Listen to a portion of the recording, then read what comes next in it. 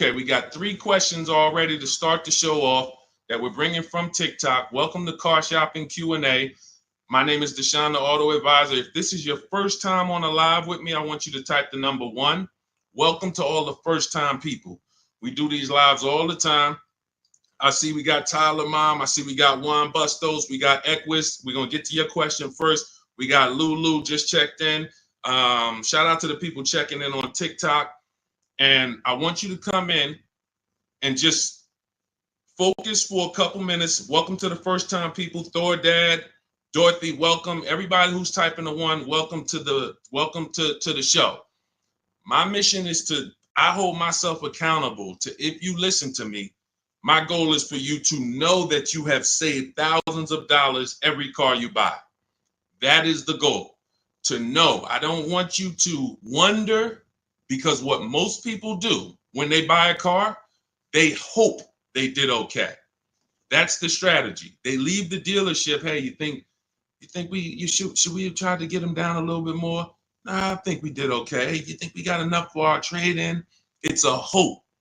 And 99 times out of 100, they didn't get the good price. They didn't. So what I want you to do, and what you're going to be able to do as you tap into what we're talking about, is guarantee every single car you buy, you pay less than everyone else. And there was no way you could have gotten it for a lower price anywhere around you. If you're in New York, I want you to know there was no dealer in New York, Pennsylvania, Connecticut that I could have bought this car from that would have sold it to me for less. Okay. And we do this so easily because we do this from home and we use the internet to make this happen. So, all right, so we got our first couple questions. I do want you to know this whole live stream is sponsored by my new digital book. It's called Cars from Home, 7 Steps to Saving Time, Money, and Avoiding Dealerships. You can get a copy of this. If you don't want to remember any of what we're about to talk about, you might be like, Sean, 30 minutes from now, you're like, this was great. I don't want to remember any of this. You get the blueprint. It's normally $97, but for 30 minutes, you can get your copy for 75% off. Go into my TikTok bio or my Instagram bio, and you'll get your copy instantly. It'll be in your inbox, 75% off, which is $24, and you'll have everything we're going to talk about and more, because there's strategies that we're just not going to have time to go over today. But if you want the whole blueprint, it's there. On YouTube and Facebook, we have a comment pinned for you guys so you can get your 75% off. Let's get the show on the road, Dolan. So Equus from TikTok asks, how do you deal with those who only want to communicate by phone? Okay, so there's dealers that are not going to come off that. That's why it's important for you to have multiple options. This is so important. The key to overpaying is dealing with 1 or 2 dealers, because what they want you to do is they want you going into the dealers. You lose all your leverage. Leverage is what allows you to get better deals. The more leverage you have, the better deal you can get. Leverage is things like, I don't need a car today. I can buy a car today, but I could also wait until the end of next month. That's leverage. You're not desperate. When you give off desperate vibes, you're losing your leverage. Oh, I need a car today. Oh man, you're one of the only dealers that have this car. I've been looking around for it. These are all things that lose you leverage. You don't even know. This is losing you leverage. So that's why I don't like to talk. But in the event we are talking when we're at the dealership for a test drive only, or if we're at home and we're negotiating online and people say, hey, we only deal by phone. You make one statement. Hey, I'll be handling my entire process from home. None of the other dealers that I've spoken to have said that. Are you open to dealing online, or should I remove you from my list? Let me say that again. None of the other dealers I'm speaking to have said that. Are you open to working with me online, or should I remove you from my list? See how powerful that is? That's one of the scripts in my book. Everything we do is scripts, email scripts. But it's important that everything you do when you're dealing with a dealer end with a question. And I'm going to tell you why. We have something we call the 25 to 5. What's up, Jason? Good to see you. Jeffrey, good to see a lot of people checking in on TikTok. Good to see y'all. Everything you do must portray to the dealers, I'm not one of these other people that you've convinced you're the only game in town. Once they can convince you they're the only one with the car, they're the only one that has the sale, there's the only one that they got you. So everything we do is to show them, we know that no matter how much I like that blue Genesis GB70, there's probably 100 Genesis dealers in the United States, and there's probably 25 within 200 miles of me. And I'm talking to them too. They're in my inbox too. So don't worry if you're like, yo, how do we call? Yo, no, you don't do all of this by talking. You don't want to be doing all of this by talking. You want to be doing this by email. We go direct to the dealer site. Now, let's preface, let me make this clear. This is for new car buyers, anyone who's buying a new car. I want you to type me, or leasing. This is what you use. This is what you use. It's a different strategy when we're shopping for pre-owned cars, because we're going on marketplaces. I'm about to shop for a pre-owned car for my dad, and I'm going to show you how easy it is. Document the whole process, how easy it is to get a below market deal on what he wants based on shopping on marketplaces. But when we are dealing with dealers and we're leasing or we're getting a new car, we are reaching out to 25 dealers online. We go right on their website, send them what we want. This is what I'm looking for. This is what I'm looking for. This is what I'm looking for. Copy and paste. Now we have 25 dealers that are, start the competition, y'all. Start the competition. This is how you win, because now who's ever been at a dealer and they're like, well, hey, I'm sorry, I don't have the black one that you want. Good to see you, Kim Burnett, checking in. Jamie, good to see you. Who's been at a dealership and you're like, hey, do y'all have a black one that has the beige seats inside? That's what I want. Like, you tell them what you want and they're like, we don't have that. We might be able to get it. Who's heard that before? Who's heard that? Type me if you've heard that. Yeah, and then, right, Dorothy, she's like, then they have you sitting for hours. Right, they're trying to find this other replacement vehicle. Wait, do you like this one? What about this one? No, I really wanted the black, and my second choice was the gray. You don't have that either. When you're at home and you're communicating by email with 25 dealers, you give yourself the best shot to have your car. Because now you're not shopping out of 2 dealers' inventory, 1 dealer's inventory. You're shopping out of that 25. So the reason why my strategy in my book is called the 25 to 5, because when we connect with 25 dealers online, we know we're going to get 5 to 7 quotes. And that's the goal. I'm going to cast this wide net. I'm going to get 25 quotes. Now I realize, like Equa said, you're going to get the normal things that you should be using to eliminate dealers. Hey, we only deal by phone. Hey, when can you come in? Hey, we don't provide quotes online. Perfect. None of your competition, none of the other dealers I'm speaking with have said this. Should I remove?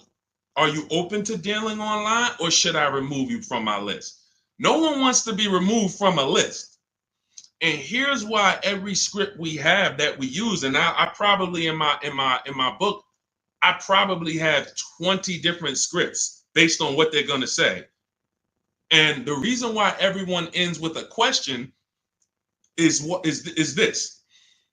These dealerships have managers that every time they come in to look at what we're a lead, put it like this, anyone in sales knows what that term is, lead, we become a lead. Leads cost money.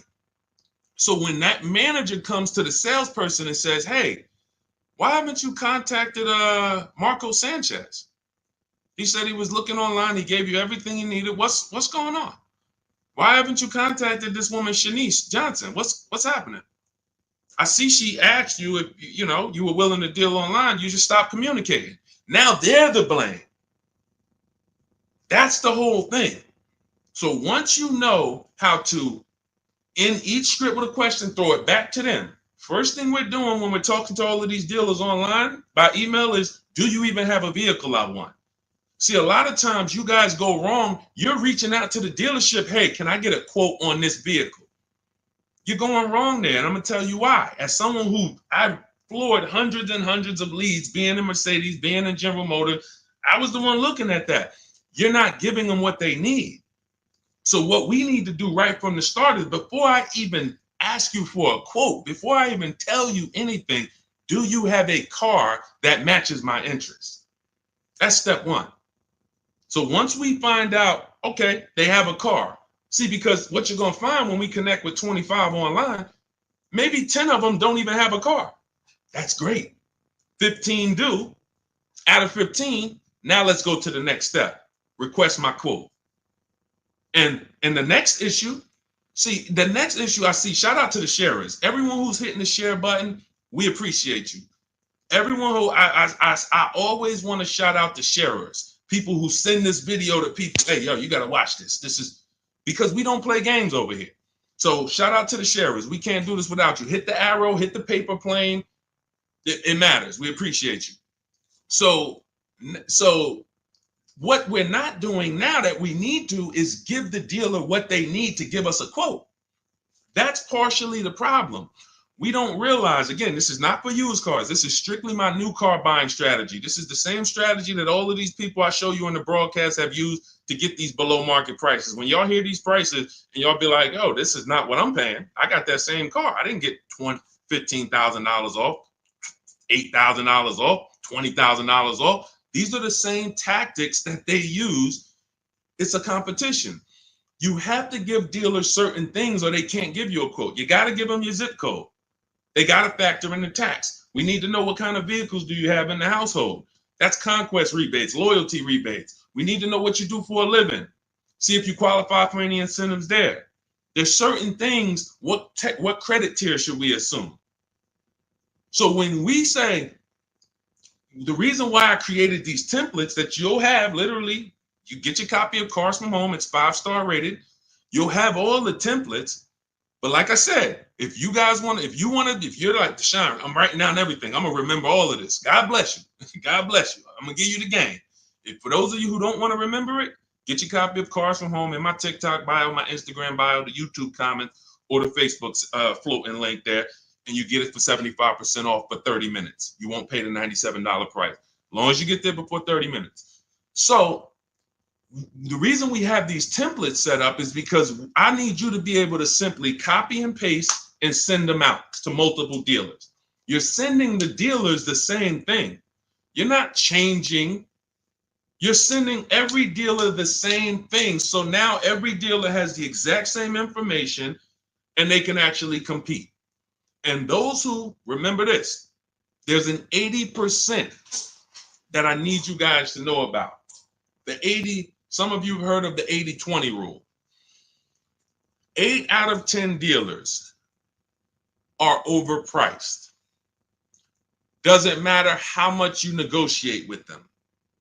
Their lowest price is going to be a lot higher than their competition.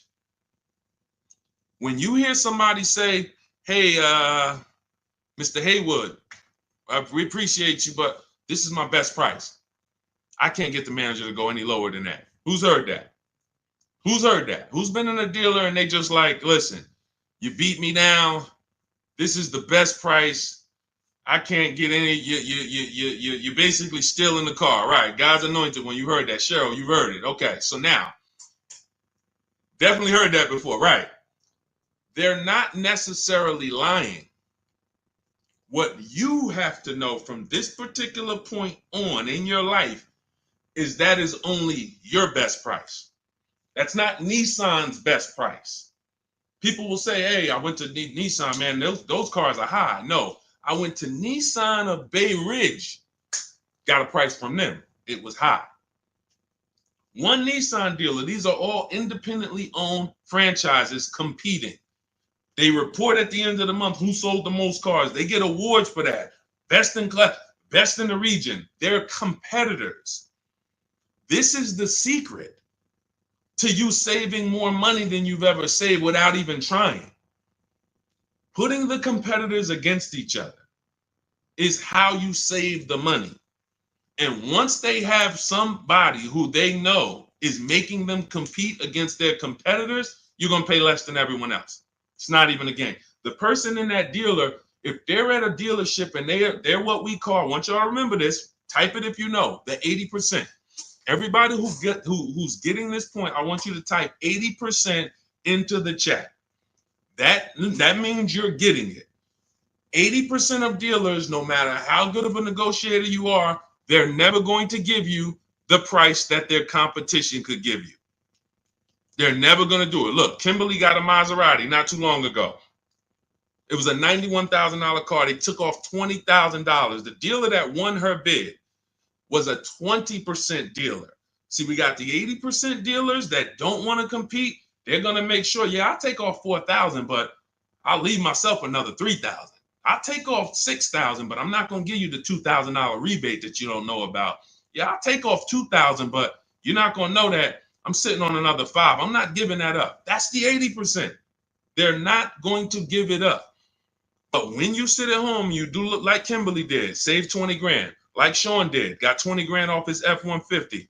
Like we just had, my God, the biggest discount any of my people who follow me ever got that was reported to me was this one. Oh my goodness, she saved almost $30,000. I said you definitely got the record. Now again, it's different for every car. We never know where the bottom is. This is Milligan. She got it. It was a $79,000 vehicle. She got it for $51,000. Now, in that was $20,000. It was a $20,000 plus discount, a $7,500 rebate. She found a dealer. That's the 20%. That's why we cannot go and look for the 20%. We can't walk in and hope, I wonder if I'm in a 20% dealer. You don't know. The only way you know is you sit at home, you make these dealers compete against each other, and then you see the best ones. Wow, you're a whole lot less. You're the 20%. All of them was trying to overcharge me. That's the key. That is the key. All right. Great question, Equus. All right, let's pull up the next one. I know we got a lot more. I just wanted to go deep on that. Feel sorry for you for buying that Maserati. She leased it, so she's enjoying it. You know, you can say whatever you want to say, but you know, people enjoy it. And what we do, quite honestly, is we take the steps to make sure that the vehicles we are looking at have great public data. That's one of the steps. And step 4 of my book is called Shopping, Not Buying. We actually take these steps to check these vehicles and check the data, check the initial quality, check the reliability. So, you know, she's enjoying her Maserati. Trust me, every day she's enjoying it. All right, go ahead, Dolan. Okay, KLK, good to see you. 2023 Camry XSE under 30,000 miles. What's a good price? We only know by competing. Now let's talk used, because this is a used question. Now let me tell you this. This is very important about recent year used car shopping. This is very, very important. Those of you who you're like, Deshaun, I want a used car, but I only want one that's like 1 year old, maybe 2. 2 problems that you need to think of that we need to take seriously. Dealers only get used cars by buying them from auction, buying them after people lease them, or buying them from their customers or who trade them. Those are the only 3 ways dealers get pre-owned cars. What do you think the odds are that they're getting a 1 year or 2 year old pre-owned car? Unless there was a 2-year lease, they're not going to see a lot of them. Unless they bought unless someone bought the car and said, all right, I don't like it, and came and traded it in 2 years, they're not going to get a lot of them. Problem with that is we don't have pricing to compare it to. See, when we're shopping for a pre-owned car, I'm about to shop for a 2021 Ford Explorer for my father. That's his first choice. I know I have hundreds of vehicles to compare, assess the market, see what the low side of the market is first. When we go in these marketplaces, we need to see what the low side of the market is, where the high side is, and we're targeting the low side. But when we don't have enough vehicles to do that, this is a dangerous zone. Now, let me tell you what could happen. And then I'll tell you what you should do first to make sure you don't get jammed up like this. when you see a vehicle that is okay, let me go back to this big discount example. So you got a big discount. Milligan saves $27,000 off a new Mercedes, right? You guys can see it if you're on Instagram, if you're on YouTube. Even a regular deal where somebody saves $6,000, like Tiffany, she saved $65, almost $7,000. If somebody walks in to buy this vehicle 1 year old, they don't realize that the new market on that vehicle is almost $7,000 off. So they might look at a $44,000 vehicle that was originally $45,000, but today it's a 1 year old one that has 8,000 miles on it. We're asking $35,000. All right, could you do 34? Because the new ones are 44. The new ones are 44. So maybe I could buy a 1 year old one for like 35. Okay, so all right, I buy it for 35. Problem is, the new market for that vehicle was 37 and change. So for $2,000 more, you could have got a brand new one. Does that make sense? Type locked in if that makes sense. I'm buying a 1 year old version of this vehicle. Sometimes people do this with 2 year old versions. They'll go in and they're like, okay, I see I'm saving $10,000 off a brand new one. I'm saving $12,000 off a brand new one. Well, so I'm gonna get this used one because it's $10,000, $12,000 less. Well, what happens if you could have saved $8,000 off the brand new one? You have to know the market for the new one when you're buying a vehicle that's that recent, that doesn't have a ton of competitors. And let's get even drastically more serious on how we could lose. Somebody like Sean, he gets the F-150. He saves $20,000. Let me pull up Sean's deal. This is and we'll get to the point of what you do to avoid this. But I need you to know how bad this is first. Sean gets a $20,000 discount off a brand new $73,000 F-150 using my shop from home strategies. Same strategies you're going to have in Cars from Home, the book. Get your copy immediately. So he gets this. What happens if somebody pulls up on a 1 year old or 2 year old F-150 Lightning that was originally 73? Now they see a dealer is listing it for 50. That sounds good, right? 2 year old F-150, 50,000. All right, that's got to be a good price. Now they buy a 2 year old one for 50. They think they won. They're driving around. Man, this truck was 73,000 new. I got mine for 50. Didn't realize that the brand new market on a brand new one with the rebates and the biggest discount you can get was 20,000 off. So for 7,000 more, you could have got a brand new one. Never titled, no owner. You're the first owner. But you bought a 2 year old one, you saved $7,000. No, you didn't. You overpaid because when you go to resell that vehicle one day, or when you go to assess it and see what it really worth, you overpaid for it. That's the dangerous part with recent year cars. So the first thing I would tell you to do, KLK, is anyone who's shopping for a 1 or 2 year old pre-owned vehicle, shop the new market first. That's going to tell you if there's any incentives, rebates, anything that will affect the pre-owned market. If they're having trouble moving, anytime you see a $15,000 discount, $10,000, $8,000, that means those vehicles new aren't easy to move. We need some factory incentives, which means that moves over to the, if I could save 10 grand off a new one, how much do I want to save off a pre-owned one? You get what I'm saying? If I could save 10 grand off a new one, how much should I be saving off the pre-owned one? 16?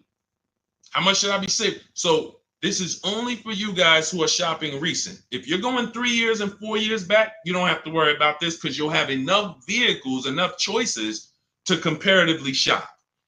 But those of you who are shopping 1 or 2 year old, you must shop the new market first. let that be the indicator of how much discount I should be getting off of a 1 or 2 year old.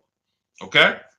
All of the strategies for shopping new, pre-owned, leases, all in my book, step by step. It's called Cars from Home, 7 Steps to Saving Time, Money, and Avoiding Dealership. We're already 5-star rated. Thank you to everyone who's rated it, reviewed it, wrote about how you used it. We appreciate you helping us get this out. Everyone, you can get your copy for 75% off. For the next 30 minutes, you'll have everything we're talking about in this stream, step by step. It'll be in your inbox in 5 minutes. Okay, just make sure when you get your copy, though, you do screenshot the thank you page. It has the support email on there. Just in case you type your email wrong, you can reach out to my support team. Make sure you get your book. There's also the link to open your book as soon as you buy it. So as soon as you buy it, you'll see, click below to open the book. And it's 75% off as long as you get there before the 30 minutes is up. So TikTok bio, Instagram bio, take the time. You come back to the stream after, go get your book. YouTube, we have a comment for you in the pinned comment. And then Facebook, you'll see a floating link for you guys. Get your 75% off. All right, Dolan, next question. So Carolyn, do you trust Consumer Reports Buying Guide annual car reports? That's a great question. Not necessarily. We don't know who's paying for what. We don't know when it comes to these third-party resources. We like to say in a perfect world, Consumer Reports is taking the issues that people report and they're actually just publishing them. But when I see people that charge for this types of information, it makes me a little leery because that should be public information. But that's okay. They got a business to run. Understandable.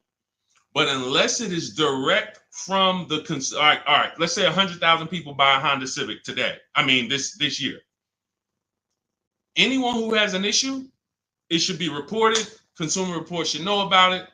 So if you're driving a Honda Civic and you see a strange light come on, you should be able to know that 10,000 other owners reported that same strange light.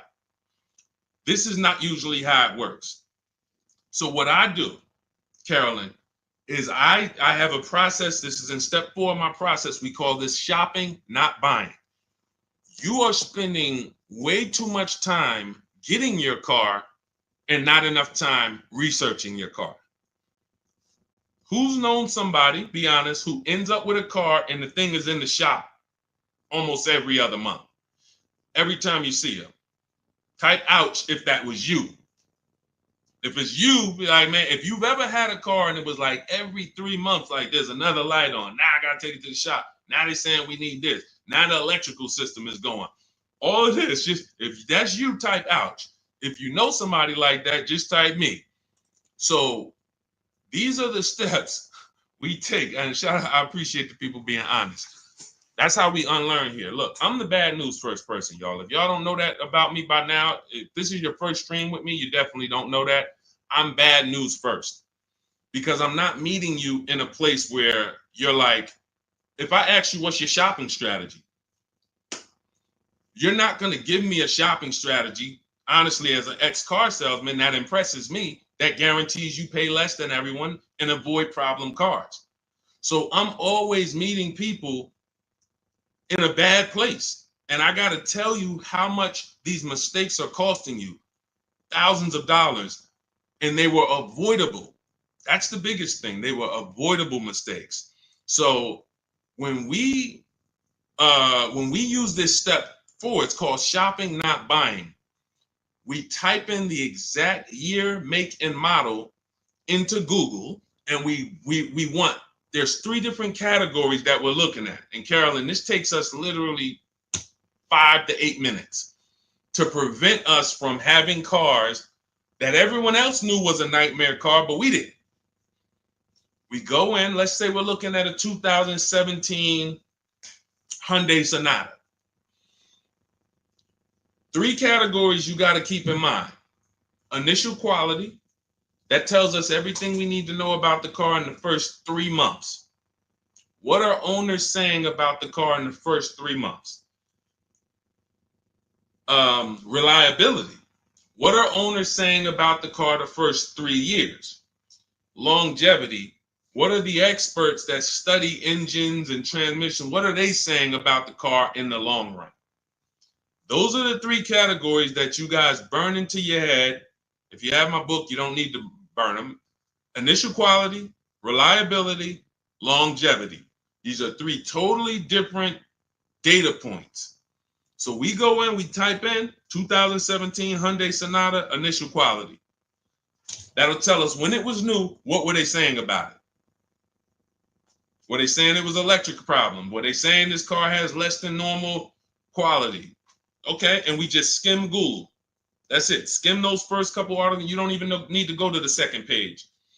Do not go to any dealership or brand sponsored site. So if you're looking at a 2017 Hyundai Sonata and you like, don't go to Hyundai of Westmount, see their little blog article they wrote about it. No, you want third party independent people, skim it. Then we type in 2017 Hyundai Sonata reliability. Skim the articles. Any red flags? Any red flags? Then, if you're buying a pre-owned car, those of you who are leasing, you don't need to do this. But if those of you who are buying a new car or buying a pre-owned version, you want to type in 2017 Hyundai Sonata longevity. 8 minutes. 8 minutes. To prevent. I've had people that's like, man, Deshone, once you told me about that quality search, the vehicle I was looking at, I had to eliminate it because they were saying it has electrical problems. That year. That particular year, because sometimes the 2019 has electrical problem, the 2020 is fine. That means the manufacturer took the steps, saw the reports, saw that the reliability was lower than normal, people were reporting it, and then the following year they corrected it. Who's heard never buy a car the first year it comes out, or never buy a car when it has a new engine, or a new electrical system, or a new transmission? This is what happens. So that's why each year is important. But this is how these little things, see, because some people look and be like, Deshone, how long does it take you to get these deals? How long does it take all of these people to get these deals? When you're good, 90 minutes. Your first time, it'll take you about 2.5, 3 hours. By the time, before one visit to the dealership, by the time it would take you to get in a dealership, get in your car, go drive to a dealership, have them, hey, I'm here to see Charlie. Go get Charlie, pull up a car. Hey, yeah, they got to pick it out. No, Charlie, you got a white one? Now, next thing you know, by the time you did that, the total time, we already talking to 25 dealers. We already seeing the whole used car market. You at one dealer. They're at one dealer. It's leverage. So once you get good, you'll be able to get deals in 90 minutes. Now, I don't suggest you do your research in 90 minutes. I suggest when you are test driving cars and you're deciding what you want, don't rush that. Don't rush that. People call me, people DM me, Deshone, I got a car, I had it 6 months, I'm trying to replace it. You're about to lose a ton of money. You can't buy a depreciating asset and replace it in 6 months and not lose thousands of dollars. Many of you know that. If you buy a car today, try to take it back tomorrow, you already lost $5,000. So you can't switch it. So the problem is we don't spend enough time shopping. That's deciding what we want. And this is the process. So what you're hearing is a process. I know you're not used to this. This shit sounds like I always just wing it. Yeah, you wouldn't wing a house purchase, right? And if you did, you'd expect to lose. I could wing my house purchase. I don't really care. Just, boom, here's my application. All right, now the home inspection, all that. All right, now they told me it was bad. You just wing it. How would that turn out? But the second most expensive purchase of our lives, most people out there winging it. So when you come over to this world, you no longer are winging it. You're following a predictable process of making sure I'm paying less than everyone and making sure I get quality vehicles. Okay, so no, Carolyn, I'm not going to say I don't trust Consumer Report, but I would certainly add to my research and do those three searches that I just talked about: initial quality, reliability, longevity. Any car we buy, we're going to do that to make sure that we're not getting a bad car. There's no guarantees, but it definitely is us taking the steps to see where the data is to try to protect ourselves from a bad decision. Go ahead, Dolan. Next question. Tons of people you get a good price. I teach you to get a good price. You get a bad car. You lost. You know what I'm saying? Sharon, good to see you. My son has a 2002 Chevy Blazer. We're trying to purchase a used SUV as possible without making payments, maybe 10,000 or less, or maybe more. Any thoughts? So that's a Facebook Marketplace play. What we do when it comes to Facebook Marketplace, here's what you have to understand. You're looking for an owner. Anything under 10 grand, this is where the gems are, Facebook Marketplace. Because here's the thing, you're either going to buy private party or you're going to buy retail. The thing about retail is at a dealership. Retail in that price point, you're seeing a lot of crap. Not only are you seeing a lot of crap, you're seeing vehicles that were bought by dealers for 2,000, 5,000. Dealer puts 1,500 into them or whatever they put into them, turns around and sells the vehicle. Very, very light history on those vehicles. Don't really know what happened with them, who had them. Yeah, you can get a Carfax, but sometimes it's 3 owners. It's just you're literally going through. It's a needle in a haystack. And the sorting process that we use to buy our used cars, we sort it down based on title, based on service records, based on accident records. That's how we sort it down. Then we go into pricing. But in terms of just how we sort from the hundreds and hundreds of cars we look at online to our top 5, title history, service records, accident history. Once we know where the low side of the market is. So you got to look and say, all right, these older cars with higher mileage that I would find at a dealership for 6,000, they don't know anything about them. They don't know who had them. They don't know who owned them. They don't know the history. When we go to Facebook Marketplace and we sort for owners, we are now able to find people that know the car. They've had the car for 10 years, 8 years. This is what we want. Now, you're going to have a lot of dealers that put their owners, you got to ask the right questions. Hey, how long have you had the car? When you start hearing, and some of them have certain voices where it's a dealer. Man, I know you're a dealer. Like, we don't buy from them because all they did was go to the auction, pick up a car, now they're trying to flip it. And that's not a problem if you knew the history of the car. Because you don't know the history of this car with 80,000 miles or 110,000 miles, I'm taking on the risk because once you sell it to me, it's my problem. No warranty. Many of these cars you're not getting a warranty with. But when you buy from a grandfather or a grandmother or someone who's had their car for 9 years, 10 years, and the only reason they're selling it is because they got a new car or they needed a bigger car and they can tell you everything about that car. Yeah, this is right here. I was coming out the garage and I kind of nicked the mailbox. That's where I got that scratch from. That's what you want. That's priceless. You make a deal with those people. You pay you pay your local mechanic to come with you. Once you find that vehicle, you pay them $100. Can you come and take a look at this vehicle with me? Give me your opinion on it. This is like a home inspection. We don't mind paying $500 or $600 or $800 for a home inspection. Why? Because it protects us. It protects us from bad decisions, which lose us more money. So when we pay a company like yourmechanic.com, or if we have a local mechanic, some of you know I preach, you must have a local mechanic. You actually pay them, come here, take a look. Now you got out of Dodge $5,000, $7,000. You got a car that you could drive for the next 3-4 years. You know the history of it. It was taken care of. You looked at the Carfax. You validated that everything the owner told you was official. This is priceless. That's how I would be shopping if I had less than $10,000 to spend. That's what I will be shopping for all day long. Private party owner. All right. So, yeah. Let's go. Dorothy, good to see you. No. You're not getting anything good for under 10,000. You're not getting anything good for under 10,000. See, some people will put their projections on you. Hang on 1 second. 1 second. Some people will put their projections on you. And we don't do that.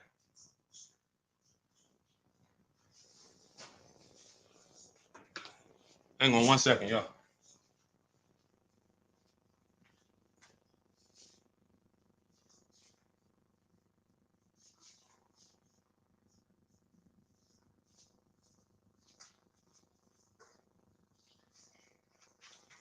All right, perfect. Yeah, so listen, it's very important that when y'all step over to this world, You don't listen to anyone else who cannot shop. It is extremely important. We are in our own bubble over here. Those of you, look, if you're on YouTube, just the fact we can post deals. You see people posting their numbers. Everyone posts their cars. These are people in my private group. Anyone who wants to know about my private group, you could go with shopwithdeshone.com. It's in my bio. Because I teach people how to learn no matter how they want to learn. Some people want to learn directly working with me. Some people want to learn by getting the blueprint. I don't care how you get it, but get it. Here's the point. You notice everyone here that I'm showing post their deals. They post the numbers. No one that you know posts their numbers when they buy a car. All they do is post the car, because the car they like. The numbers they don't really love. They're not confident in them. So when you hear people that project their beliefs, there's no deals out here. What's going to happen is that's going to be like a bubble for you. That's going to, because there's no deals for you. You don't know how to get great lease deals. You don't know how to get deals that are, you see those commercials? The leases are so expensive. You don't know how to not pay those prices. No one that we lease, look, Ansley got a $58,000 car, $554 a month, no down payment.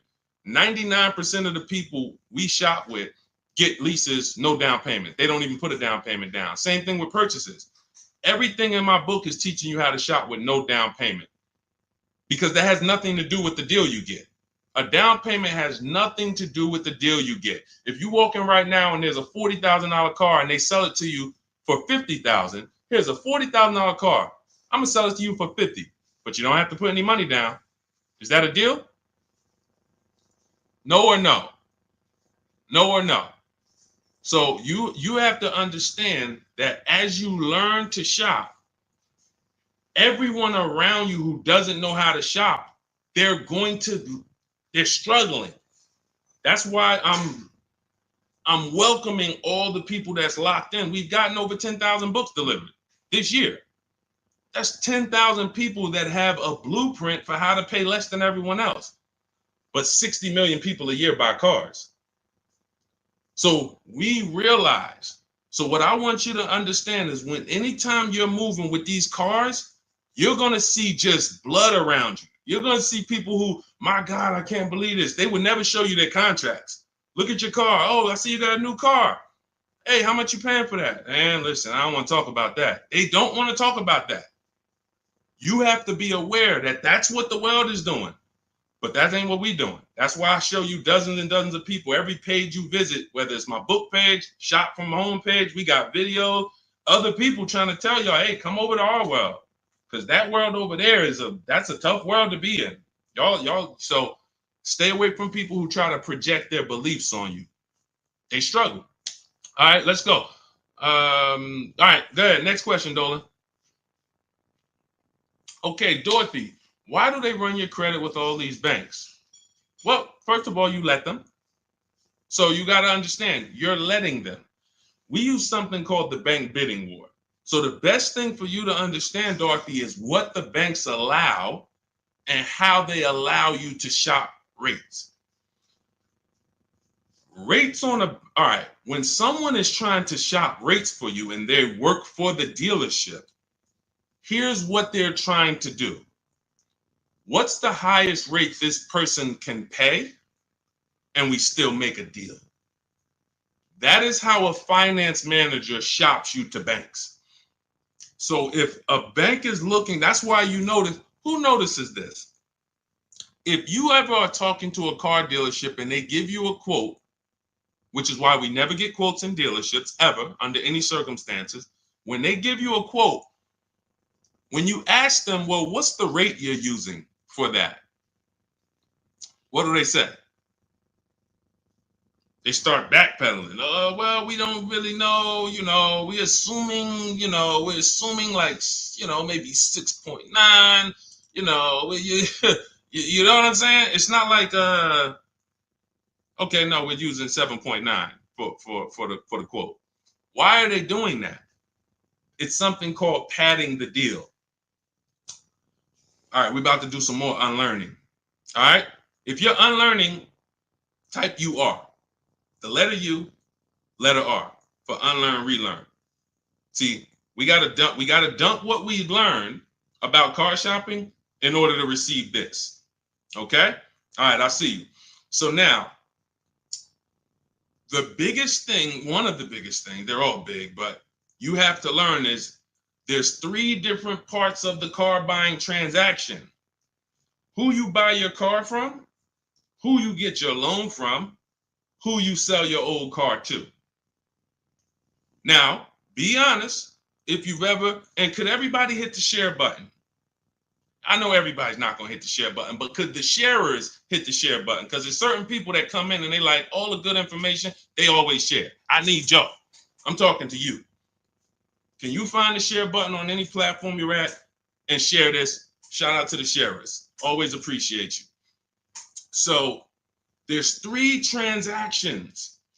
If you've ever given a dealer a sale, bought a car from them, and you gave them your loan, and you traded in your car to them, type me if you've done that. You bought a car from a dealer, gotten the loan from the dealer, traded your vehicle into the dealer. Who's done that? Type me. All right, Boz. Thank you. Thank you, Boz, for being honest. All right. Thank you, Craig. Thank you for being honest. You gave them 3 transactions. So how do I know we gave them 3 transactions? How are you going to know? Because there's companies that want to compete for your loan. They don't sell cars. We didn't give them a chance. There's banks and credit unions that want to compete with the same, with different banks. The dealerships might have 10 banks, 12 banks, 8 banks, depending on the size. But there's banks and credit unions outside of there that's like, hey, we love to get a shot. You're buying a car. Hey, can we be in the runnings for your loan? We don't sell cars. We sell money because there's big money in the money business. So now we didn't give them a chance. So that means the person who was trying to sell me the loan, we let them make the decision for us. We didn't shop on the open market. Now, second transaction, there's people that want to buy your cars.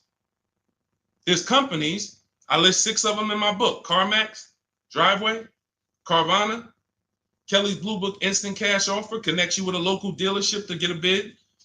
AutoNation connects you with a local dealership to get a bid. Car Gurus connects you with a local dealership to get a bid. So that's 6 companies that in 20 minutes, you put in your car's information, you do the 5-minute appraisal, boom, they tell you, hey, this is what we can pay cash. They don't care if you buy something. They're not trying to sell you anything. They want to buy your vehicle. We didn't give them a chance. We got 1 offer from the same dealership we bought a car from. 3 transactions. So part of maximizing all the money we save is being able to bid out each one of the transactions. I'm going to say that again. Part of making sure you get all the money due to you in a car transaction is bidding out each part of these transactions.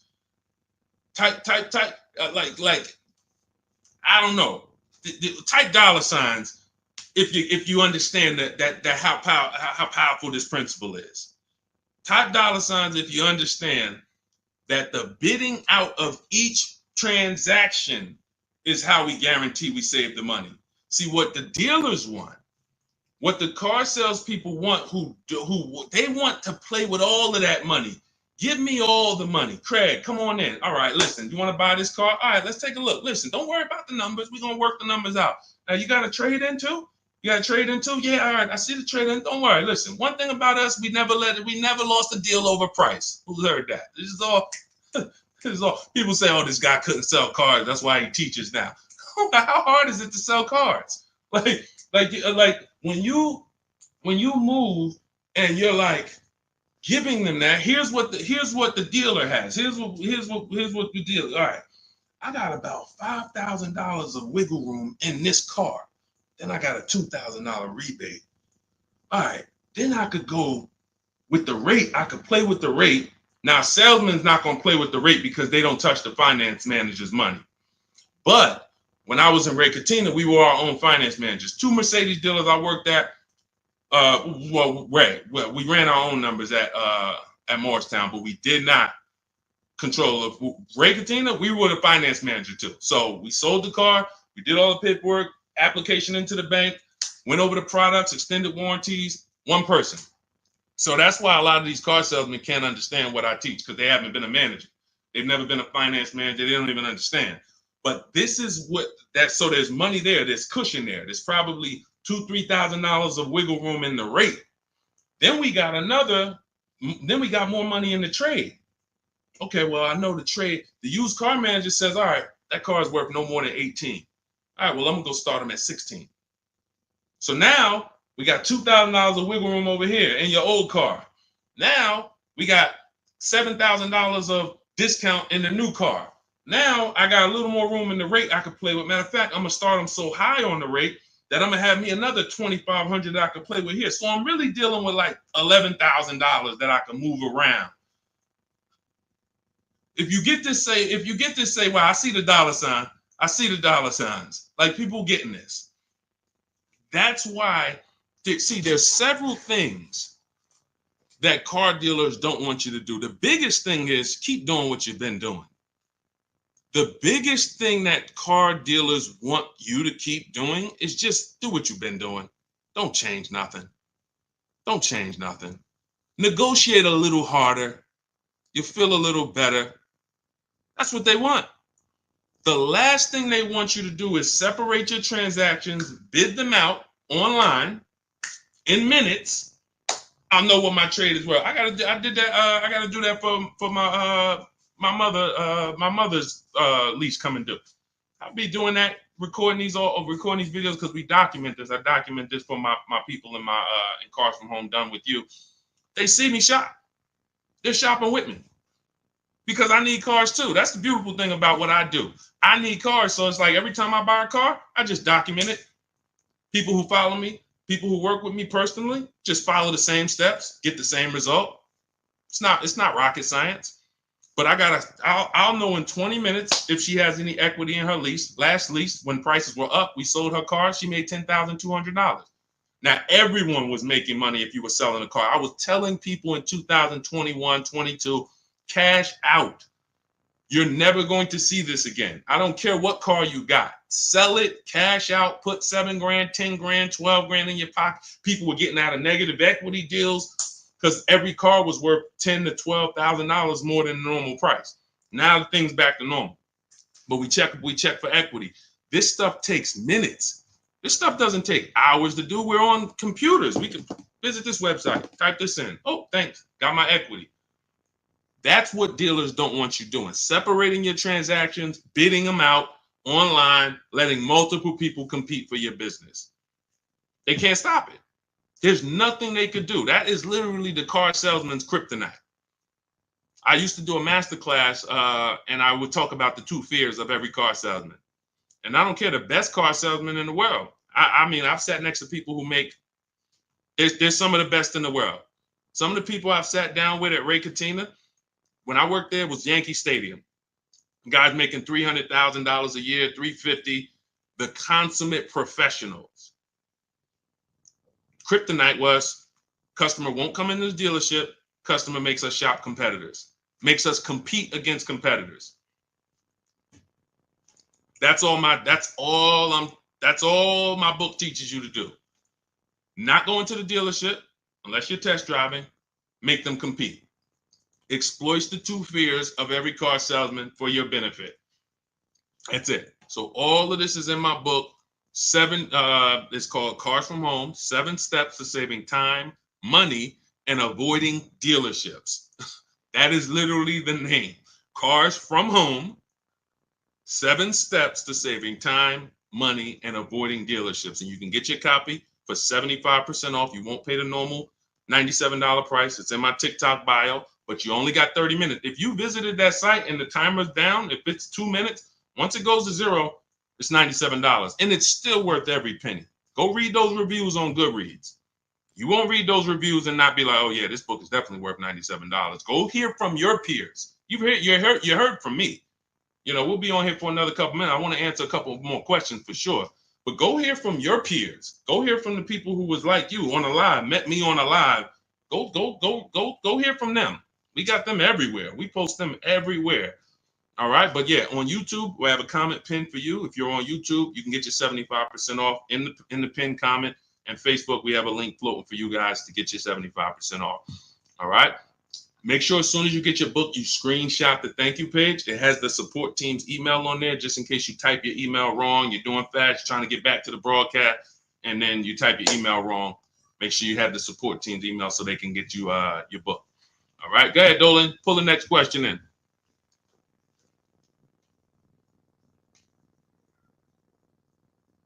Hang on 1 second.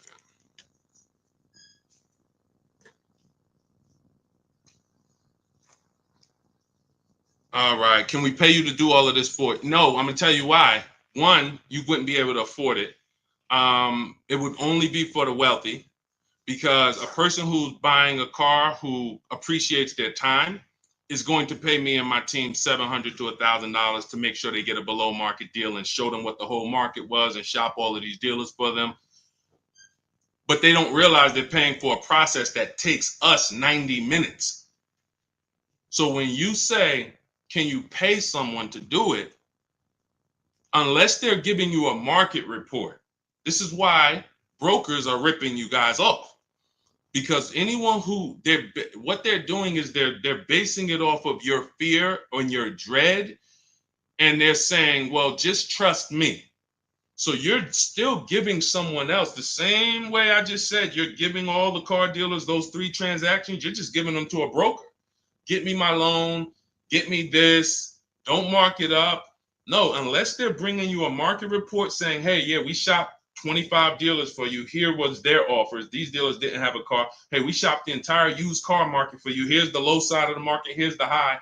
Here's the top 5 that we narrowed it down to. They're doing you a disservice. Here's the offers we got for your old car directly from the people who are going to buy it. All right, pay me my money, and then here, go pick up your car, go sell your car here. What we do takes 90 minutes. Now, I could do it in 90 minutes. As I said in the beginning, you going through the book, it's going to take you 2.5 hours, 3 hours. It's not going to take you more time than you would spend in one dealership. But that's the biggest thing. That's the biggest thing. If this was a 10-hour process, 12 hours, yeah, maybe we charge and we create a team to do this for people. Oh, no, you're going to pay me and we're going to make $200, $300 an hour for our expertise, because you're going to pay us $700 to $1,000 and we're going to get a deal done for you in 90 minutes. So we're really making like $500 an hour, which is fine. But I'd rather teach people to fish than fish for them. Like, we're not building rocket ships here. We're going on websites and we're copying and pasting. Believe in yourself. Go ahead, Dolan. Let me make sure I get this. Okay, Cheryl, do you get the upgraded version in the same link that you bought the book before? No, you get the okay, so if you bought Cars from Home, anytime I update the book, I update the master file. I'm glad you asked this question, Cheryl, because I didn't even mention this. This is just more value that I give to the people that take action. I've updated that book probably, originally it was called Car Shopping for People That Hate Car Shopping. So some of you have that version. And then I updated it, created Cars from Home. What I did is I went into the master file, replaced it with the new version, and everyone who went and opened that book, they were like, oh, wow, the name has changed. Oh, wow, this content has changed. Oh, wow. This is what we do. This is why I saw somebody in the comments says, is there any way to get a physical book? A physical book, you would have to pay every single time a website changes. Vroom went out of business. Vroom used to compete to buy our cars. Vroom, every time we have 8 marketplaces we shop. When we're shopping for used cars, In my book, I have something called the multiple marketplace strategy. We're on cars.com, Car Gurus, Carfax, Auto Trader, Driveway, Carvana, CarMax, and eBay Motors. We're on 8 marketplaces. Vroom used to be there. It used to be 9. Vroom went out of business. If you had a physical book, what happens now? Now you got to wait for volume 2. Oh, here's the new version. Now you're paying again. We went right into the master file, took Vroom out, updated it. No one saw Vroom again. These are things we could only do with a digital book. Some people go digital for their own reasons. They make a digital book for their own reasons. Cars from Home is digital because it's the best way for it to be. I link you to scripts. If you're reading and you're not able to open the scripts and copy and paste, you click a link, you open when you contact dealers, new cars and leases, there's a link you hit, open my scripts up, and you copy and paste them. You should be on a computer. We're car shopping on computers. So to be reading a physical book about car shopping on a computer, that just doesn't match. If you're reading about investing in stocks, sure. You're reading about other things, great. But we're car shopping online. The book should be online. So that's it. And anyone who has the book knows there'd be no way for that to be a physical book. I link you to certain videos. There's all types of stuff, bonuses in there, surprises, but wait, there's more. But not charging you for it. You're buying it and you're like, whoa, I didn't know he got videos in here that he links to. That's just all we do. We want to be the most valuable company to the car buyer. We take that very serious. Go ahead, Dolan. Yep, got mine. Good. I see you. Shout out to everybody who got their copy. Enjoy it and use it. Use it. What's up, Gladys? I need your help for my 24-year-old daughter that needs an affordable used car for work commute. We are in Raleigh, North Carolina. Max is $5,000. What I want you to do, Gladys, I want you to go to the YouTube or the Facebook replay. If you're on Facebook, I want you to watch this broadcast, but I need you to go about 20 minutes back, 20, 30 minutes back. We had a woman on here who asked a similar question. Her budget was $10,000 max, and we went over a whole strategy for her. I want you to watch that, use that exact same strategy that we gave to her, okay? Because I don't want to just go over that. We went too into detail for me to just repeat it and go through all the things, because some people heard it. Jeff, he said, where do I locate the link? The link is in my TikTok bio. Click that picture of me. Same thing on Instagram. Click the picture of me. That's going to take you. You'll see a website there. And in that website is a link to activate the 75% off. You'll see 75% off new book, 30 minutes only. Go there, get your book, come back to the broadcast. Okay? And then on YouTube, we have the comment. Check the comments for your link. And then on Facebook, we have a comment floating for you guys, a link floating for you guys. So get in where you fit in. Okay, Anna, I went to the dealership and they wanted to sell me a car for $40,000. The price was $25,000. They were charging 11.99% interest. Should be $480 monthly, but paper said $580. What to do? Couple things. You're mixing transactions. You're buying a car from them and you're giving them your loan. So when you allow them to do that, now they're able to move money around and manipulate the money. And all they're doing is hoping you negotiate. That's really what they're hoping. Hey, come on, negotiate. Don't just walk out. Give us a chance. We have all this money we're playing with, and we're hoping that you just try to negotiate with us. What they're hoping you don't do is to shop the competition. You need to find out who has the same car, because there are tons of dealers with the exact same car, and you need to get a price from them. Now, once you have the price from them, we use something called the bank bidding war, where once we have our best price on the car, now we're letting tons of banks and credit unions run our credit. Deshone, ain't that gonna mess our credit up? No, it is not.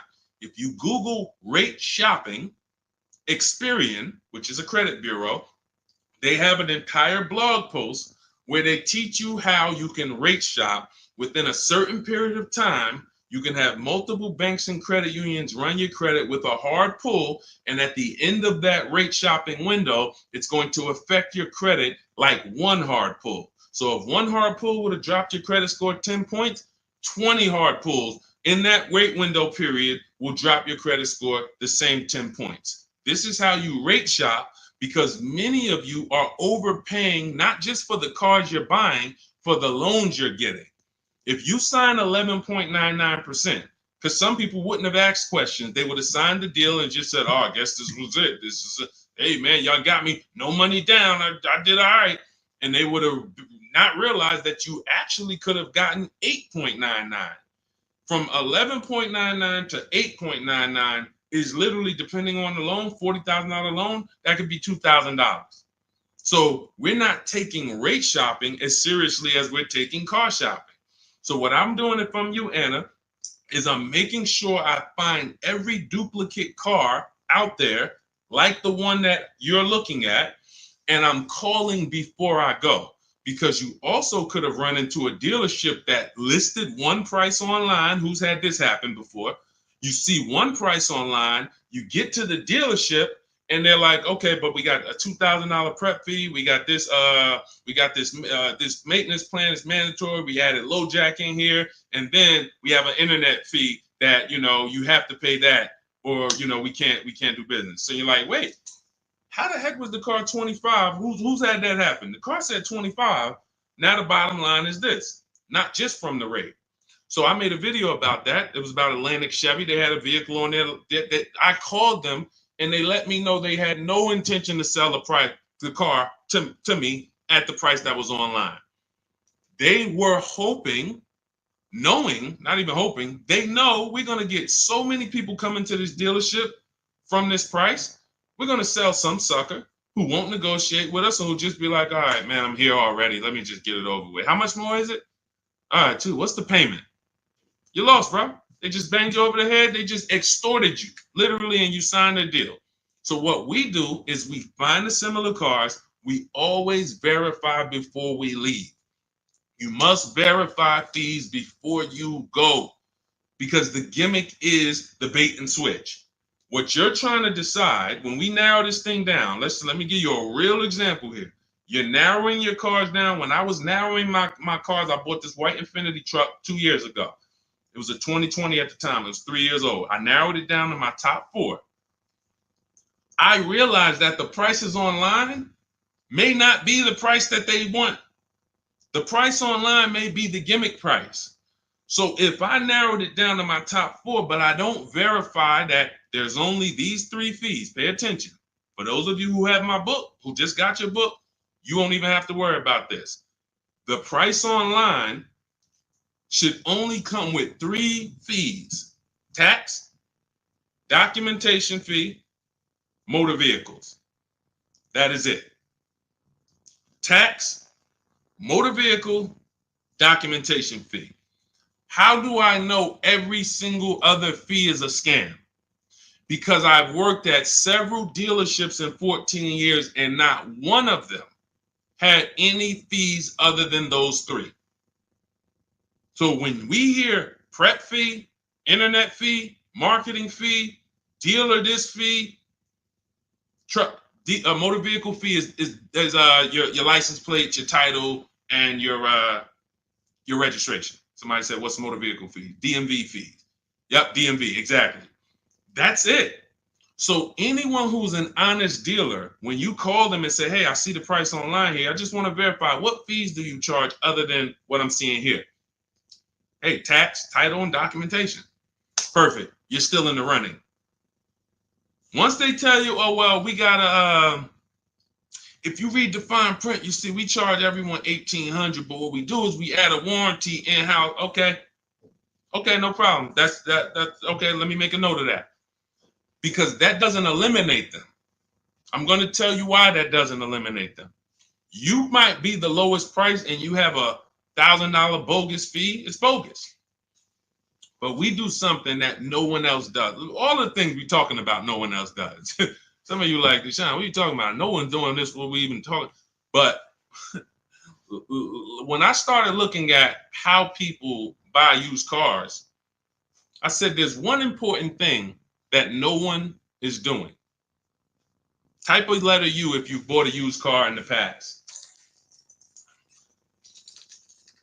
I'm going to tell you guys we're getting ready to drop a bombshell, right? And some of you who have the book, you already know this. We're going to drop something real big on this. See, if you've ever bought a used car, okay, I see you, Boz. I see you, Ian. Anyone who's ever bought a used car, see, the reason why I have to have you volunteer your information, because you're the one who's like, Deshaun, I know you're about to tell me that I lost some money, and I'm willing to take it because we ain't going to do it no more.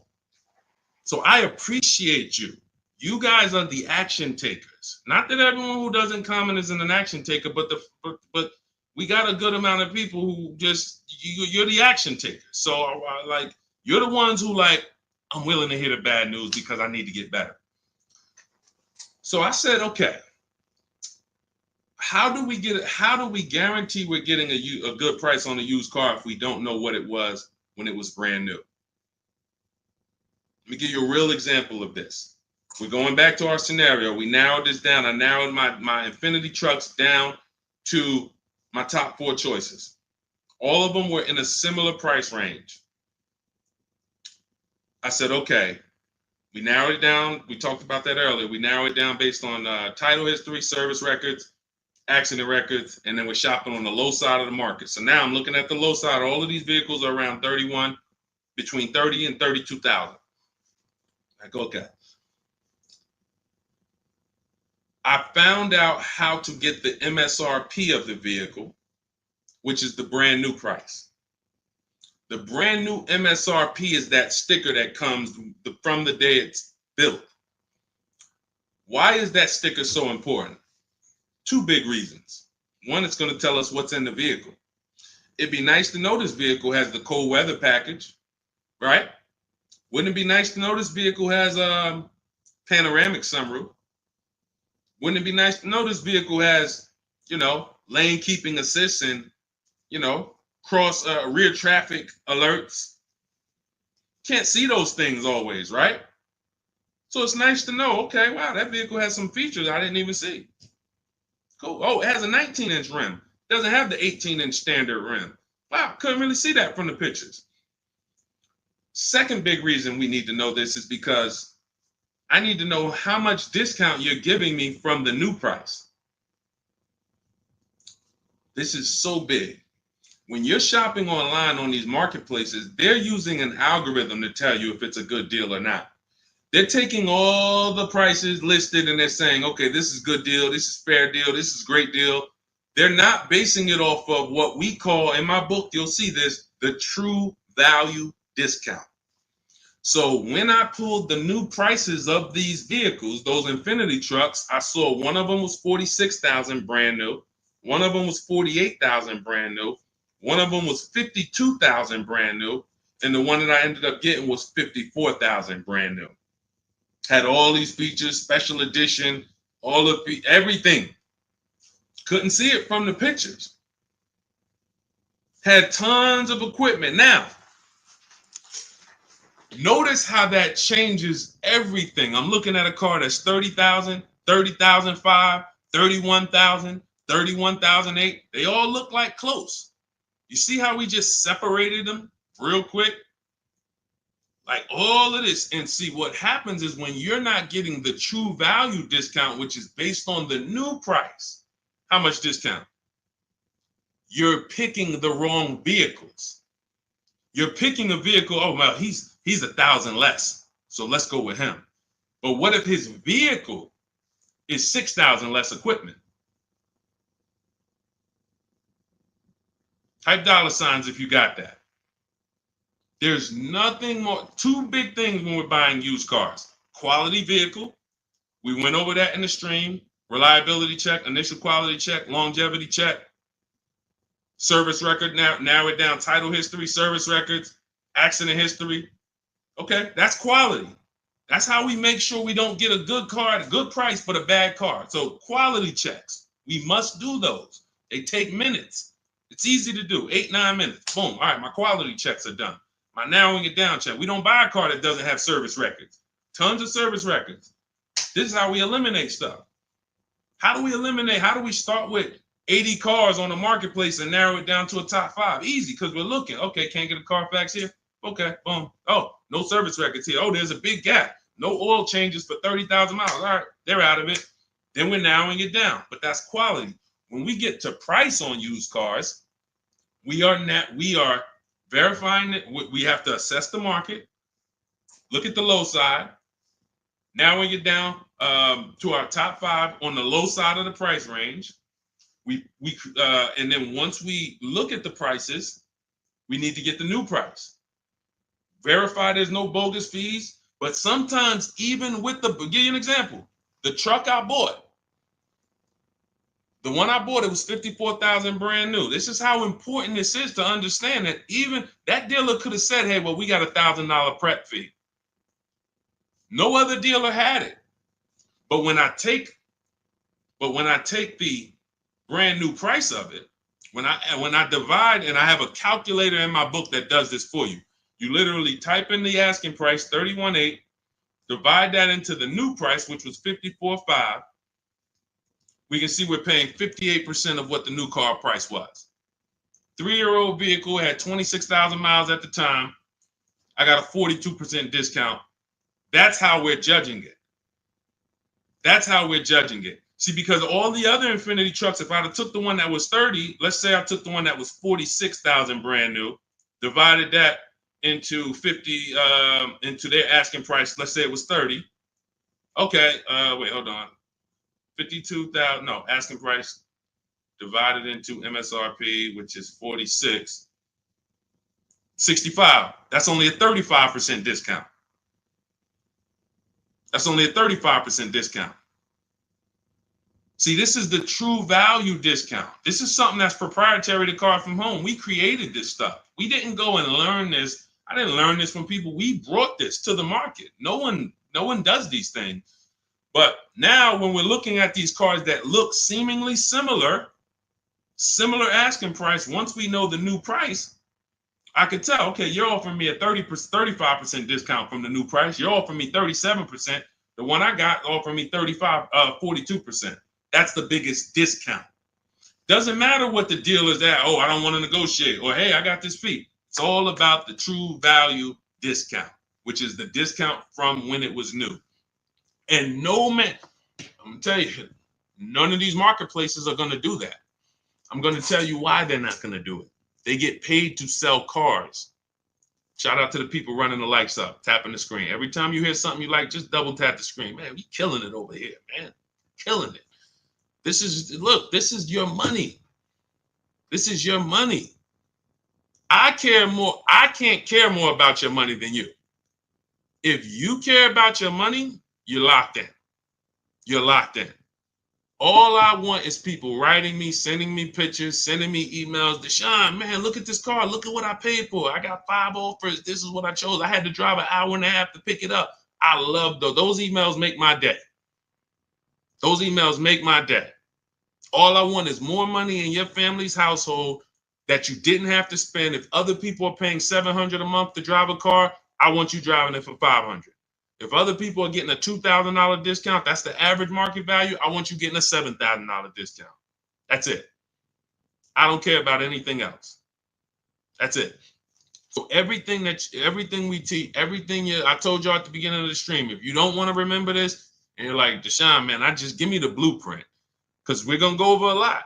We didn't even really go into leasing versus buying today. Like we haven't even, like, leasing versus buying. Those of you who are not keeping your cars 8 years, you're losing thousands and thousands of dollars not leasing. You're losing in depreciation and resale value. And, we have to take an entire segment and go over you were taught that. That wasn't a decision you made. Or you chose a bad lease. You knew you drove 15,000 miles a year, but you got 10,000. I've had people say that. Yeah, I knew I needed like 18, but I got 12. I said, if I go over, I'll just buy the car. Terrible. Terrible. Who taught you that? Who told you to buy a car that you went over miles on? When you lease, they give you what's called a residual value. That's what you could buy the car for at the end. That residual value is usually not a good price. In most cases, that's not a good price. That's a price that you could get a used car for, a better used car, lower miles, comparable car for less than that. But every now and then the residual value is market value, and it's like, all right, I'll buy it. But it's based on it's based on, you told us you were going to drive 30,000 miles in 3 years. This buyout price is market value for a car with 30,000 miles. You could buy this car for 19 grand. We expect you to have 30,000 miles. You can buy it for 19 grand. You go and you put 50,000 miles on it and you buy it for 19 grand. Do y'all understand that? Do you understand that? Market assessment. We just helped a young lady that works with me buy her lease out. She has a beautiful GV80, and she went and she made sure there was nothing else that she wanted to replace it with. I told her, if you keep this vehicle 8 years, you win another 8 years. Because if you don't, I can show you that if you just shop for another below market lease, you'd save a lot more money and you'd have new cars over the next. So I said, don't buy this lease out and then go and replace it in 3 years. You're lost because you're going to spend a ton of money. You've been paying for this car for years. And then she said, no. She went out. She looked at all the competitors. She said, Deshone, I'm telling you, I just love this car. I'm going to buy this car and it's going to be my car. I'm going to baby it. Perfect. But I said, listen, one more thing you must do. I need you to go on the marketplaces. I need you to put in the specs of what comparable cars to yours are actually listed for. We can't see what they're selling for because it's not like houses. We don't have comps. But I need you to see what they're listed for because you cannot overpay for your own lease. She did it. She came back. She said all the cars that are listed for my buyout, I think her buyout was like 31,000. Every other GV80 was like, with comparable miles, was like 35, 30. So she was on the low side of it. She was on the low side of the market. I said, perfect. That's all. You're good. That's what matters. Because if you buy your lease out and you could have gotten a used version of that car for 31 and you paid 35 because you wanted to buy your own lease, you just overpaid by $4,000 to buy your own car. And you're not going to feel it now. Well, you'll feel it higher payment. But then when you go to replace that car and say, wait, how y'all only giving me 12,000? Well, because it wasn't worth 35. You overpaid for it. So this is how I dissect transactions. This is why anyone in New Jersey, anyone who's dealt with me, who knew me from the time I was with General Motors, and really when I got to Mercedes, that's when I really became an advisor. Any of my clients would tell you I've been this way. I control the car transaction for my clients. It's a financial conversation. Now, many of my clients did work on Wall Street. They helped me to understand a lot of things. So I had a lot of Wall Street people. And I would ask them questions. Listen, why are you not paying cash for this? And you could, though. Well, I use the bank's money for free. Y'all got 0% financing. Y'all got 0.99. I'm like, okay, it's measuring risk here. And so there were questions that I asked. How'd you end up upside down in this car? You've had it for 5 years already. Well, I leased it, then I bought it. Oh, so you leased it for 3 years, then you took out a loan for another 6 years. You've had the car 5 years, you still have negative equity. Let me start telling people not to buy their leases because this is what happens to them. So all of this is that this is like, it's my unique experience that God brought me through that allowed me to shape how I teach and put this book together that has become a hit, that has helped hundreds and hundreds of people get to below market deals that I know of. We've delivered over 1,000, over 10,000 books now. So it's just, people just use it. That's all I say. So get your copy for 75% off in my TikTok bio, in my Instagram bio. You won't pay the normal $97 price as long as you get there before the 30-minute timer hits 0. Click the picture of me, Instagram and TikTok. You'll see a website there. And then on YouTube and on Facebook, you guys have a comment check the comment section for your link for 75% off. But just get it. All I want to do is see people win. Our miles in the value calculator. We always shop our leases with 12,000 miles per year. Always 12,000 miles per year, because that's how we base it. Everything we do when we're judging a lease deal armchair, we're judging it based on the 1% rule, which is older than, I don't know when it was invented, but it was certainly around when I got into the car business. So The 1% lease rule was for super savvy people. Lease people who just like, if you can get a lease payment, no money down, that's 1% of the MSRP or less, you stole the car.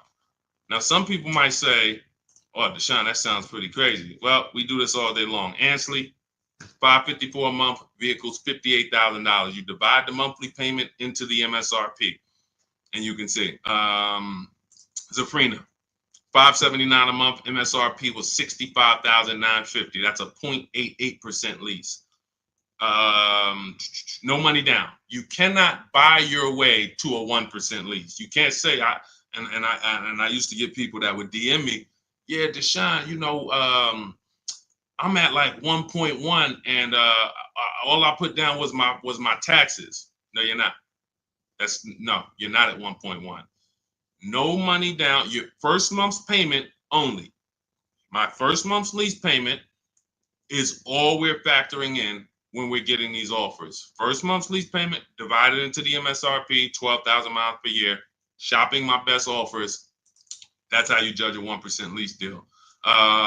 Teddy, $73,000 BMW, $856 a month. That's a 1.16% lease deal. So all of these are, let's see. Okay, that's a Honda. Okay. Now, how does you don't get to a 1% deal by just negotiating? You need a great lease program. So we have a formula for overpaying for a lease. Overpaying for a lease is over 1.5%. You're paying too much money for a vehicle that you're giving back.